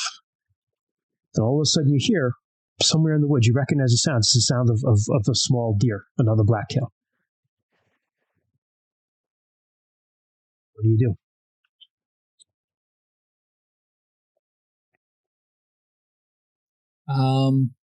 I'm gonna see if I can try and track it down. So you search around, and you find a trail. And you follow a little ways, and you find a little bit of just a little bit of an opening where you can see this, see the tail kind of going as it's just eating and minding its own business.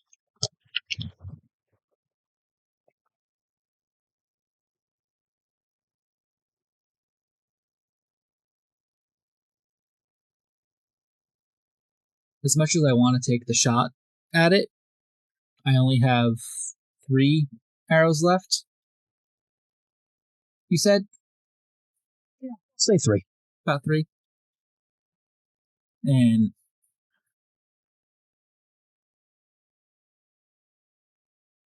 you are so hungry. I think I'm going to try to sneak up on it and try to take it with my hands. Okay. Give me a move silently roll.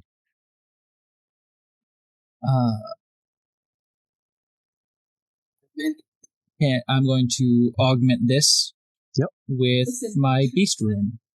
Troy and Gerbo have been yelling all night. Augment. Yeah. Yep.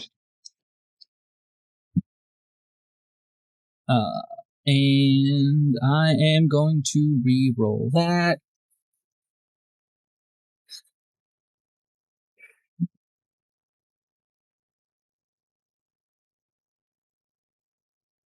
All right, made it with the re-roll. So you managed.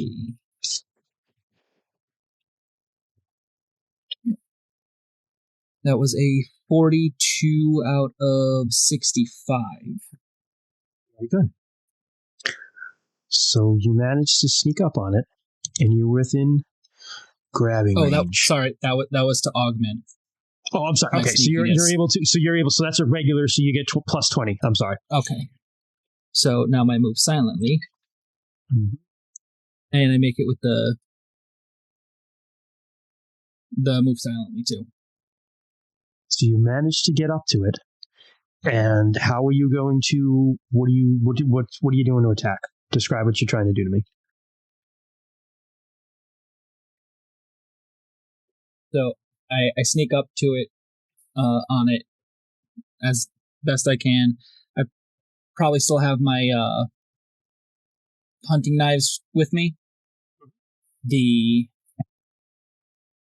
one that I usually make the peaceful cuts with, I'm going to try to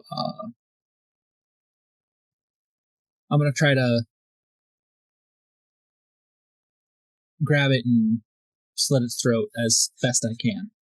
Sure. So I'm going to say you're attacking from. Doesn't know you're here. You've done a really good job. So roll me an attack with your knife skill. Okay. Dagger? Yeah. Okay. And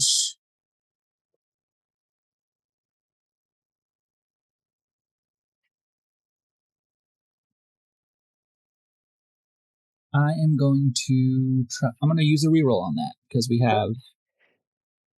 I think we got like couple of rerolls all around. And Yeah, we got a few tonight. okay. Oh, I see a 20.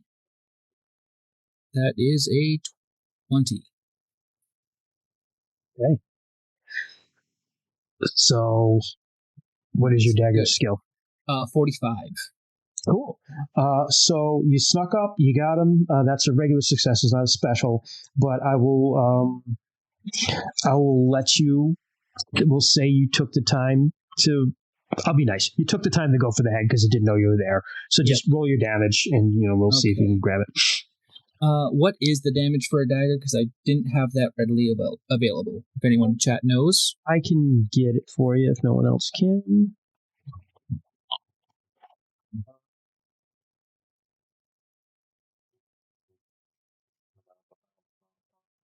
Dagger is 1d4 plus 2 plus your strength bonus. All right. 1d4 plus 2 plus... Right, my damage bonus? Yep. Okay. Separate. So that is 6 plus 1. 7. So you jump on, and you just, it kind of like starts to jump around, trying to get away from it, but you get a really good grip at it, and you get that dagger. You get the dagger in, and it kind of rolls and tries to roll off of you, and it's not pretty, but you do it. You get him.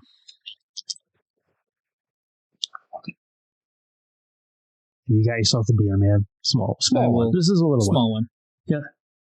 I will continue on to dressing it and getting myself a meal for tonight. As you do that, you start to reach for your stuff. You're like, oh shit, man. You realize like your bow that you had on your back as you were fighting this, it snapped. Must have gotten damp or something and just kind of like worn out, and while you're rolling around with the deer, it just broke. Damn. You get dressed, and you find yourself it's really, really cold and damp, and you can almost feel like a sleet storm coming. So you look around, and you're able to find, to call it a cave is generous. It's like kind of like a scoop out of a rock. Right, like there's a big rock in the middle of the forest, so it's kind of like a little hollow, and you're able to put a fire in front of that and cook up the deer and kind of like tuck back there and eat what you can get off it. It was a small one. It was big enough to give you a hard time, but it wasn't a huge deer. But you eat well, and you manage to save some meat. What do you do with the meat you save?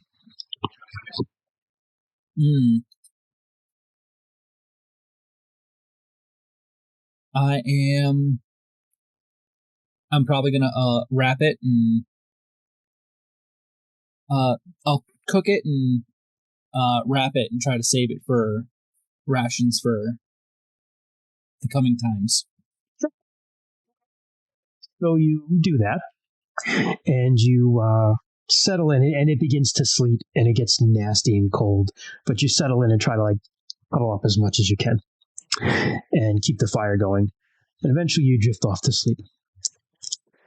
And I'm just going to type something real quick to you in Zoom here, Kent, because you will know this response.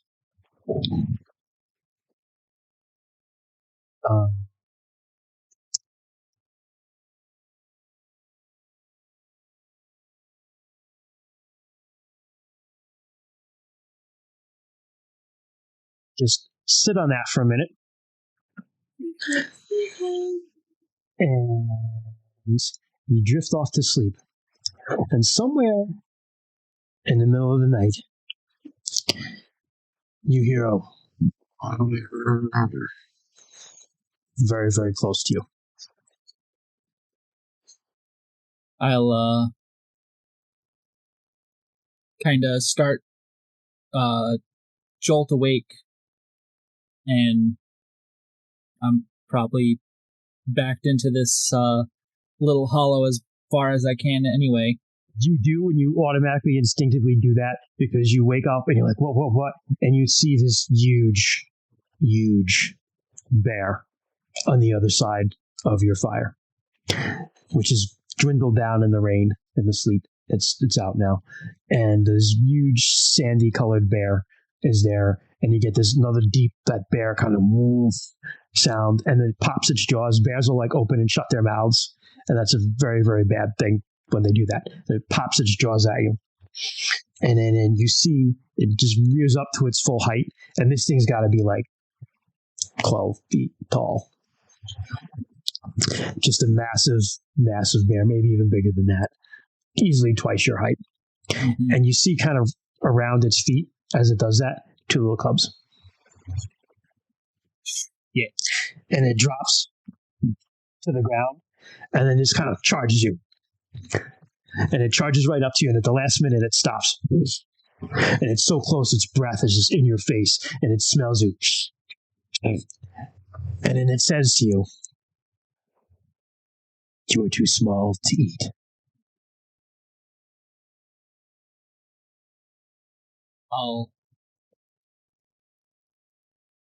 As this has been a weird week already, and I'm not really used to animals talking to me, I'll just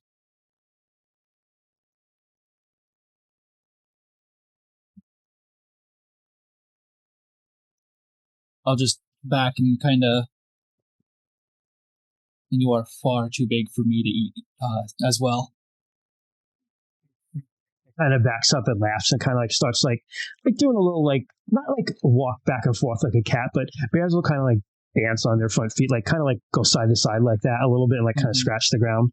And it goes, "Look at you, small and alone and afraid. Are you hungry?"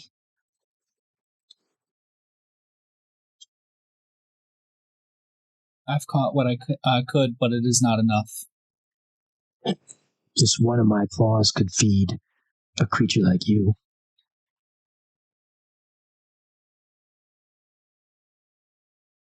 And the little bears are like kind of like rolling around and playing behind it as it says that.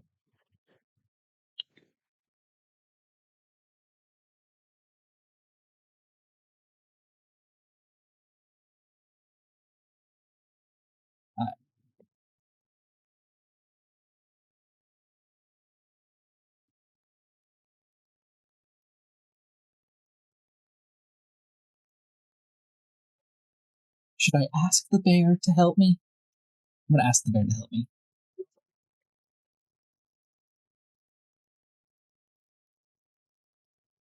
What do you say?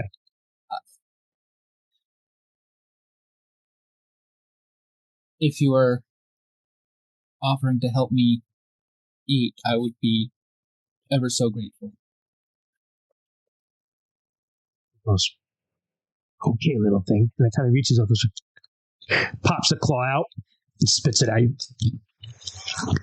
And it goes, "Come on, I'll teach you how to eat." And she turns around, and the cubs, like, doesn't even look back. The cubs follow her. She's walking off. And you got this huge bear claw on the ground in front of you.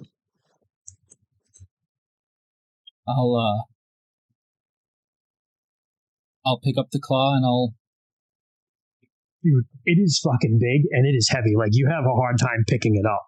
Yeah, damn. You're like, whoa. And so you pick it up and you follow the bear, and she takes you down the hill to a bigger stream, not like the little ones you've been finding, but kind of at the base of the ravine, there's a river. Like, not a river, but like a deeper, bigger stream. And you follow her along that. This is you slept for a while. The sun's starting to come up now. And she takes you to a pool where, there's a little spillage over a rock, and there's some deeper water. And she sits there for a while. And the cubs play behind her. She doesn't really pay any mind to them. They might be stomping Doritos into her carpet, but they don't pay attention to her. And he just kind of gets his big paw up and into the water, just whaps this fish right out of the water onto the shore, just grabs it in its mouth and pins it down and like rips some fish flesh out of it, and it's chewing it. Just looks at you and goes, "Your turn." Just learning to hunt from all sorts of things this trip.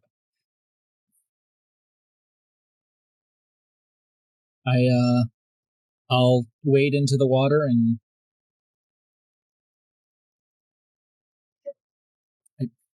you like hold the claw and like kind of like look for a fish, and sometimes you see the shadow of one kind of like gliding. Just kind of they hold, hold steady in the current, and wait for stuff to spill over. You see the shadow of one. What do you do? I'm gonna take a swipe at it with the claw. You slash at it, and it's too quick for you. It swooshes away. And so you wait and you try a couple times. You get a few more tries at this, and you just can't do it. Can't get one. All the while, the bear's kind of like eating this fish and watching you, giving some to its cubs. And the cubs almost feel like they're laughing at you. And you just can't do it. And she looks at you, and she goes, perhaps fishing is not for you. Follow me. She turns and just plods off into the woods.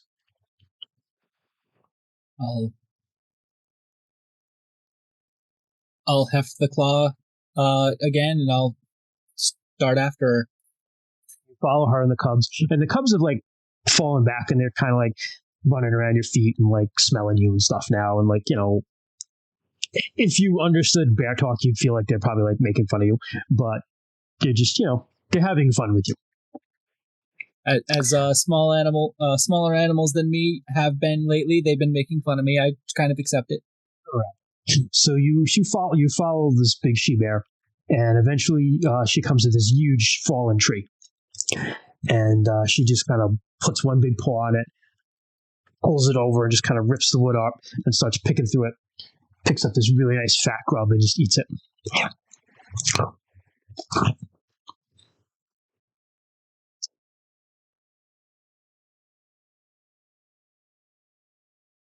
Your turn.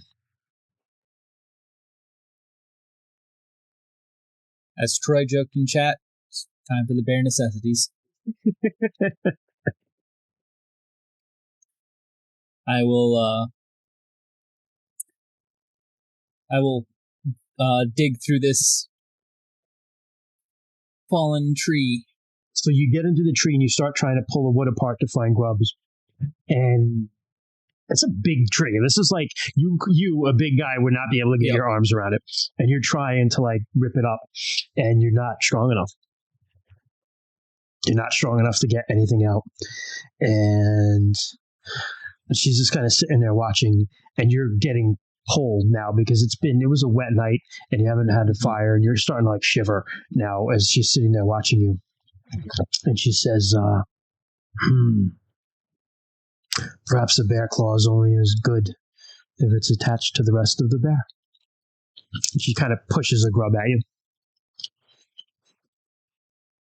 I'll pick the grub up and nod my thanks and have a grub. And then you're eating it and you're like shivering as you eat this grub, and she goes, you are cold. No? Very. We're not cold. Our fur keeps us warm. Here. And she just like takes a handful of fur. Have some of mine.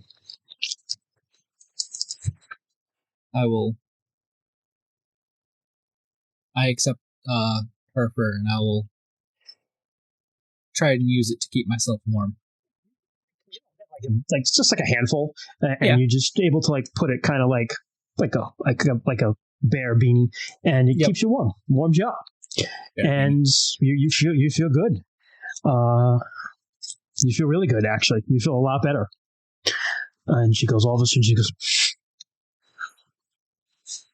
and she's just sniffing.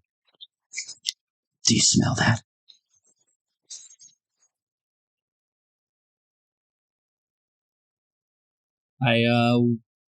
Do I smell that? Yes, you do. A hare is nearby. As in a rabbit. Yes. Yes. I do. Is it? And I'll point in the direction that I think it's coming from. You know the general direction. And the cubs kind of like looking at you, or both looking at you like they're hungry. Mm-hmm. What do you do? Think we shall go and try and get this bear. Maybe not for myself anymore, but for these cubs that look like they need it. Using what you've learned from Nightclaw, you are able to sneak up easily on this hare and pounce on it and get it easily.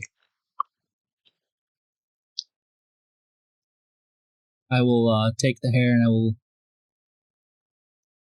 present it back to the great bear and her cubs. He seems very, very happy, and the cubs are really happy because they eat it. And she looks at you, kind of proud. She seems almost proud of you. And she says, "Follow me." And she just turns and starts walking, like, again into the woods, and the cubs go right after her. I follow as well. And you follow her for a long time. Like, it's almost nighttime. You followed her through this woods, but you're not cold. And it's a cold, cold, cold day. The rain eventually stops, but the air is just chill.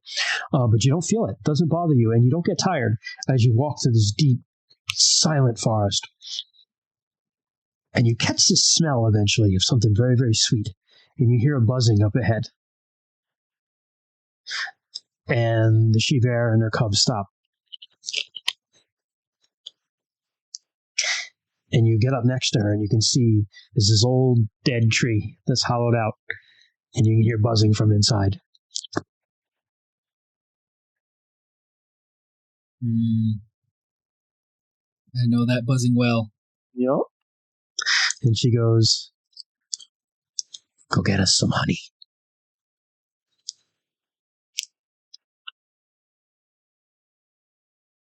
Well, I suppose it's time that I find the bees before they find me for once. And I will try and go and get some honey. So you're able to go up, and the bees get angry, even though it's cold. So they're a little like, kind of. I don't know the word I'm looking for. They're lethargic. That's the word I was looking for.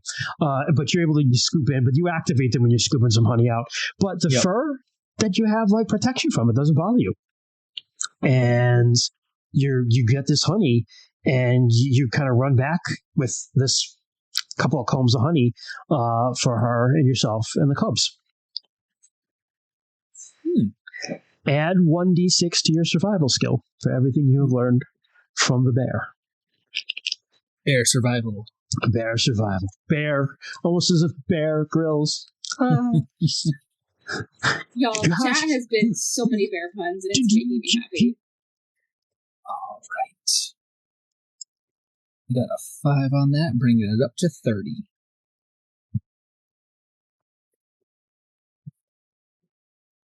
Sit with this mama bear and her cubs, and you're just eating this honey, and you eat it all, and you start just the cubs eventually, thankfully, even though they're running around, they were crazy for a long time, the honey kind of levels them off and they fall asleep, because eventually that does happen if you stuff them with enough sugar, Amber.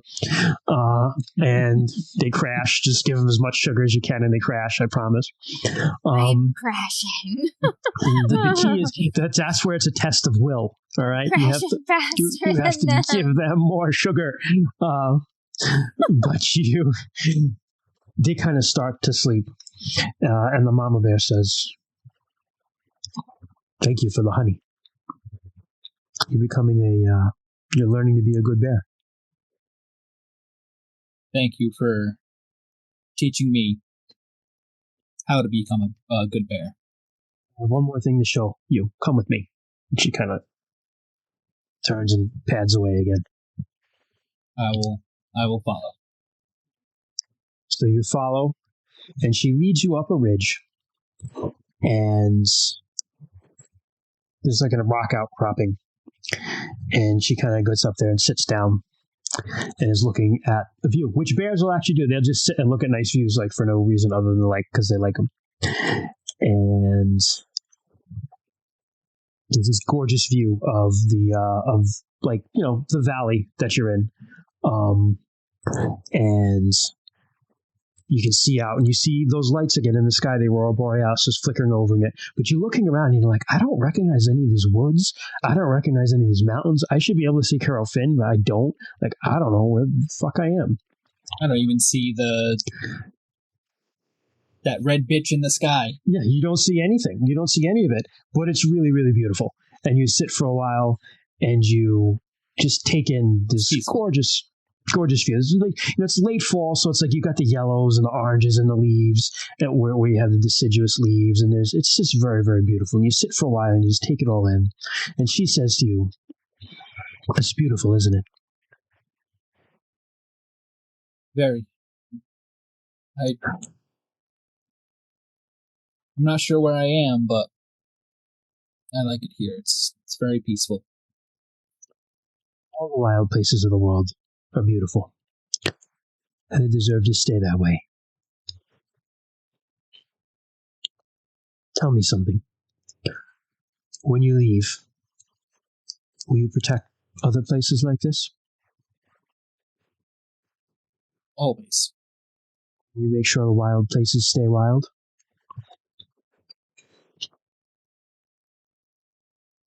I will make sure that they stay as beautiful as this and as long as I can. Will you share the bounty of the wilds with your people? But make sure they don't take too much. I will. That is something that my people need most right now. And you may go, and you may take my strength and blessing with you. And as she says that, like, you were hearing like a deep bear voice, but it changes to a woman's voice. And you look, and you see sitting next to you is this woman who's dressed in... The dress she's wearing looks almost like bark of like a birch tree, almost like birch. And she has a crown of autumn leaves around her hair, and her hair is green, and her eyes are just something extremely wild in her eyes. I don't mean like wild, like wild places of the world. And she smiles at you, and she says, "You found your bear."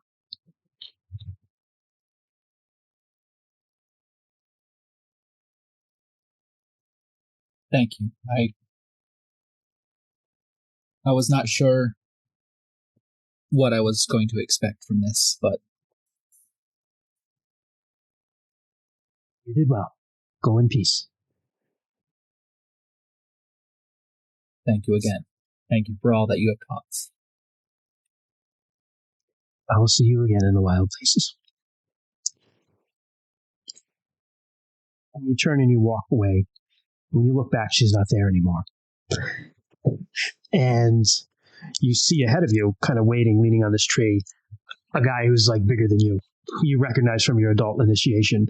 He's got this bear cloak with the head like up, long beard that's braided, massively muscled. He's got a bow like kind of slung on his back with his arrows, and he's just kind of standing there with his arms crossed looking at you. You know it's Odayla. Mm-hmm. And he says, "The Lady of the Wilds has blessed you. You've done very well."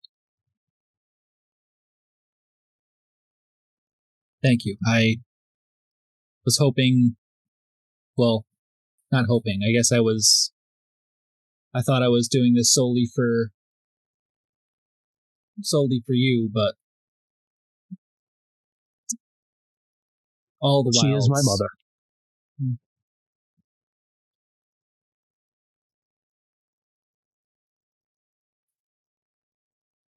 Come on, I'll walk you out. Do you have any questions for me?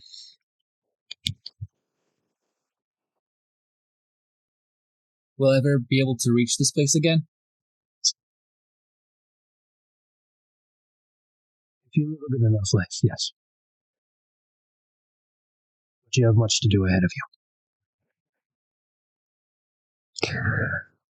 I'm sure you've heard the tales, but it is not uncommon for us to spend less and less time with our human kin and more time out here. Until eventually you become one with it all again.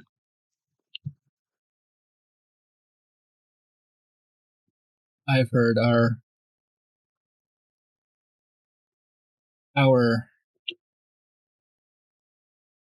was he a rune? Bearoth is a rune. He's a rune lord. Yeah, rune lord. Mm-hmm. A rune lord of that follows you has kind of gone, and he's still part, but separate from the rest of us. It is our way. You will find that the more time you spend out here, the less time you will be understood back there. It is not a bad thing. It is just the way things are. Hopefully, I hope for my loved ones that I can maintain that balance for quite some time. It's the way. No question. I have a feeling your people are going to need you. So I will say to you to go back to them now. I will need you to hunt for them in the darkness that'll come. But look always for me in the wilds, and know that these are the places I can hear you best. Thank you. I will continue to... Words failing me. He just laughs at you and he goes, I know, and just kind of pats you on the shoulders. And then he's gone. And you find yourself sitting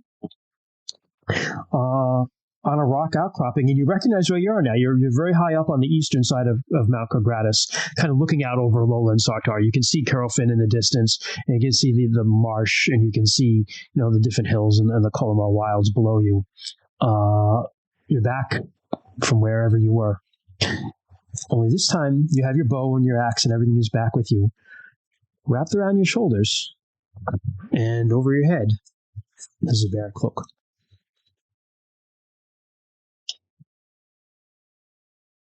I will start back down to that little fork behind Bearfallen to meet back up with Bearoth. You get up and you start walking down, and as you do, a few flurries of snow begin to fall out of a cold gray sky. And that's where we'll stop tonight.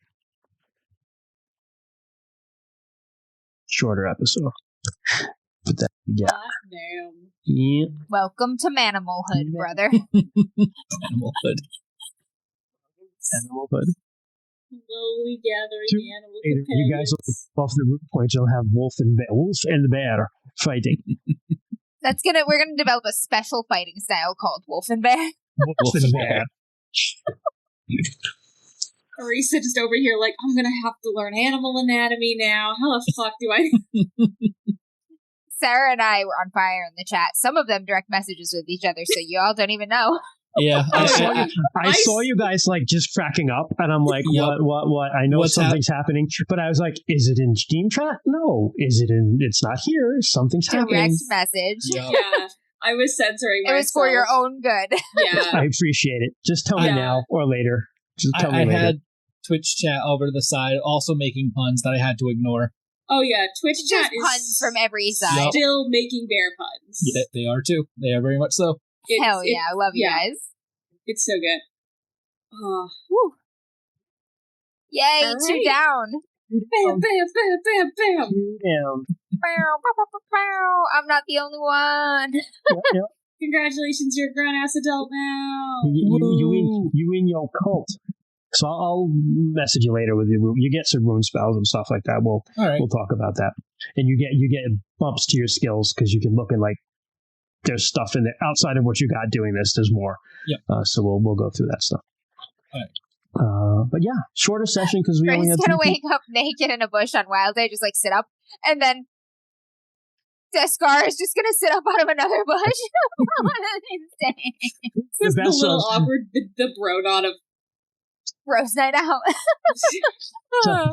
So the funny thing, one of my best memories of this was when we were talking about like Descara being able to like cast like the bear form spells and get bigger, and he's like, well, I can, it stacks with armor if I wear it, so I'm just gonna get like armor that like stretches, right?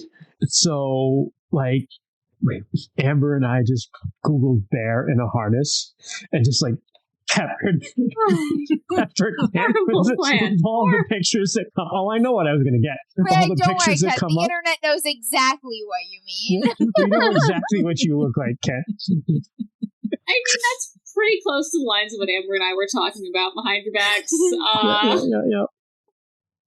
There was like one part where Sarah was like, "Is this bear flirting with him?" And I was literally typing, "It's getting kinky in here" at the same time that she said that.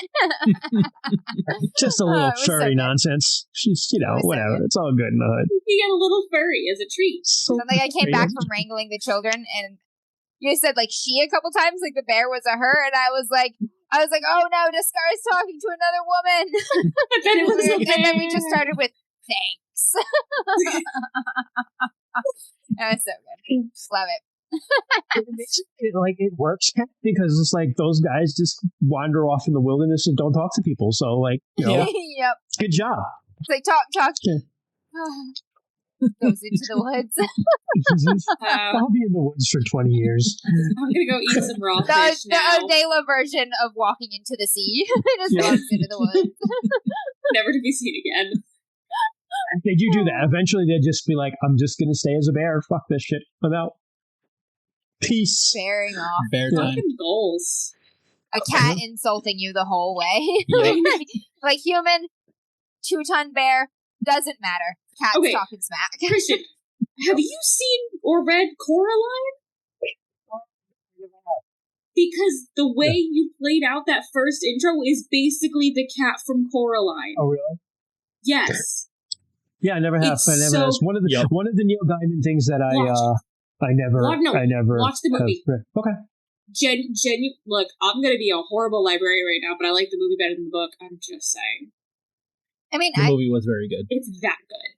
I like all the Lord of the Rings stuff movies better than the books. Like, including The Hobbit. Like, they're Yeah, just... honestly, I will say Actually, the that Hobbit like movie is pretty bad. Like, I would say I probably don't like either of it's those. okay though. But There's the just Lord of some the of Rings it that's movies are better dumb. than the books.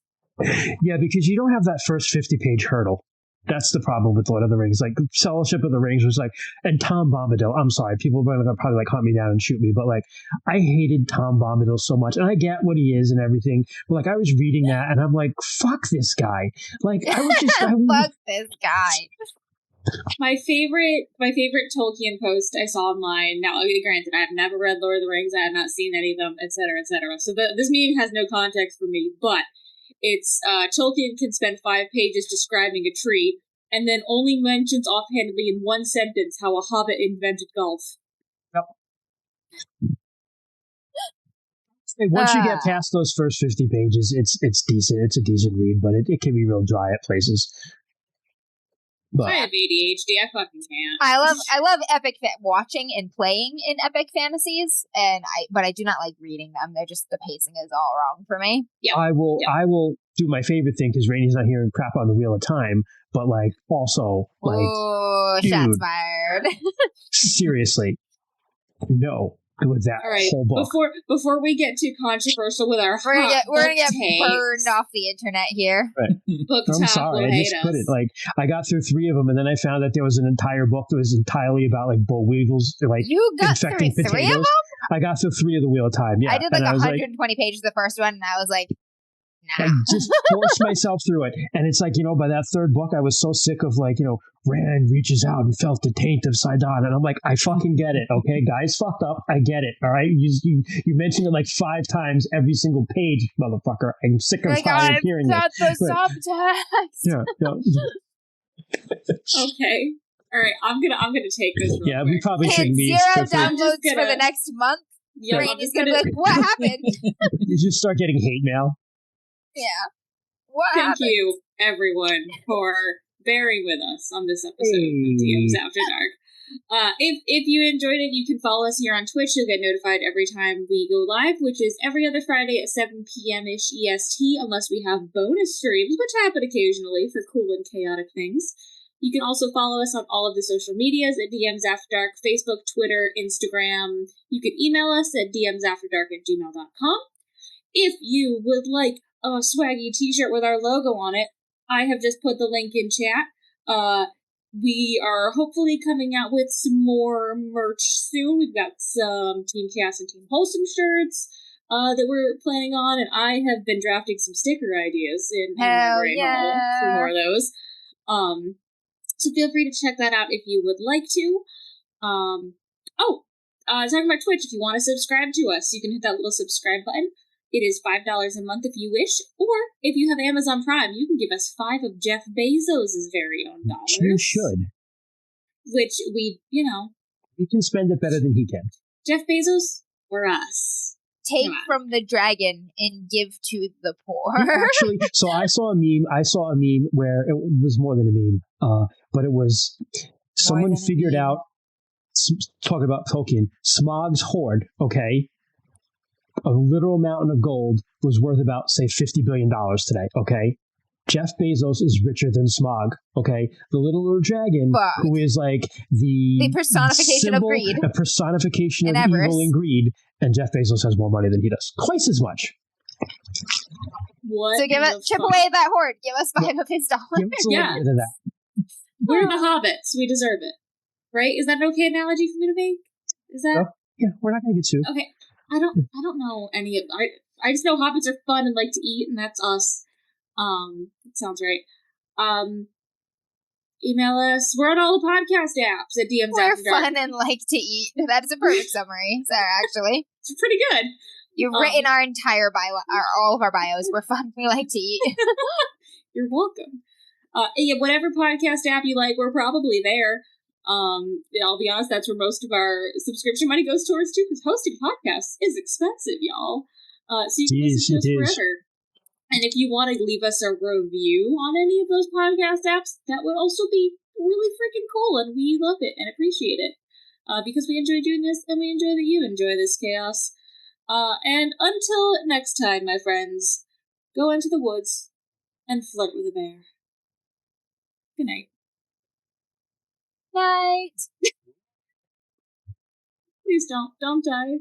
Don't listen to me.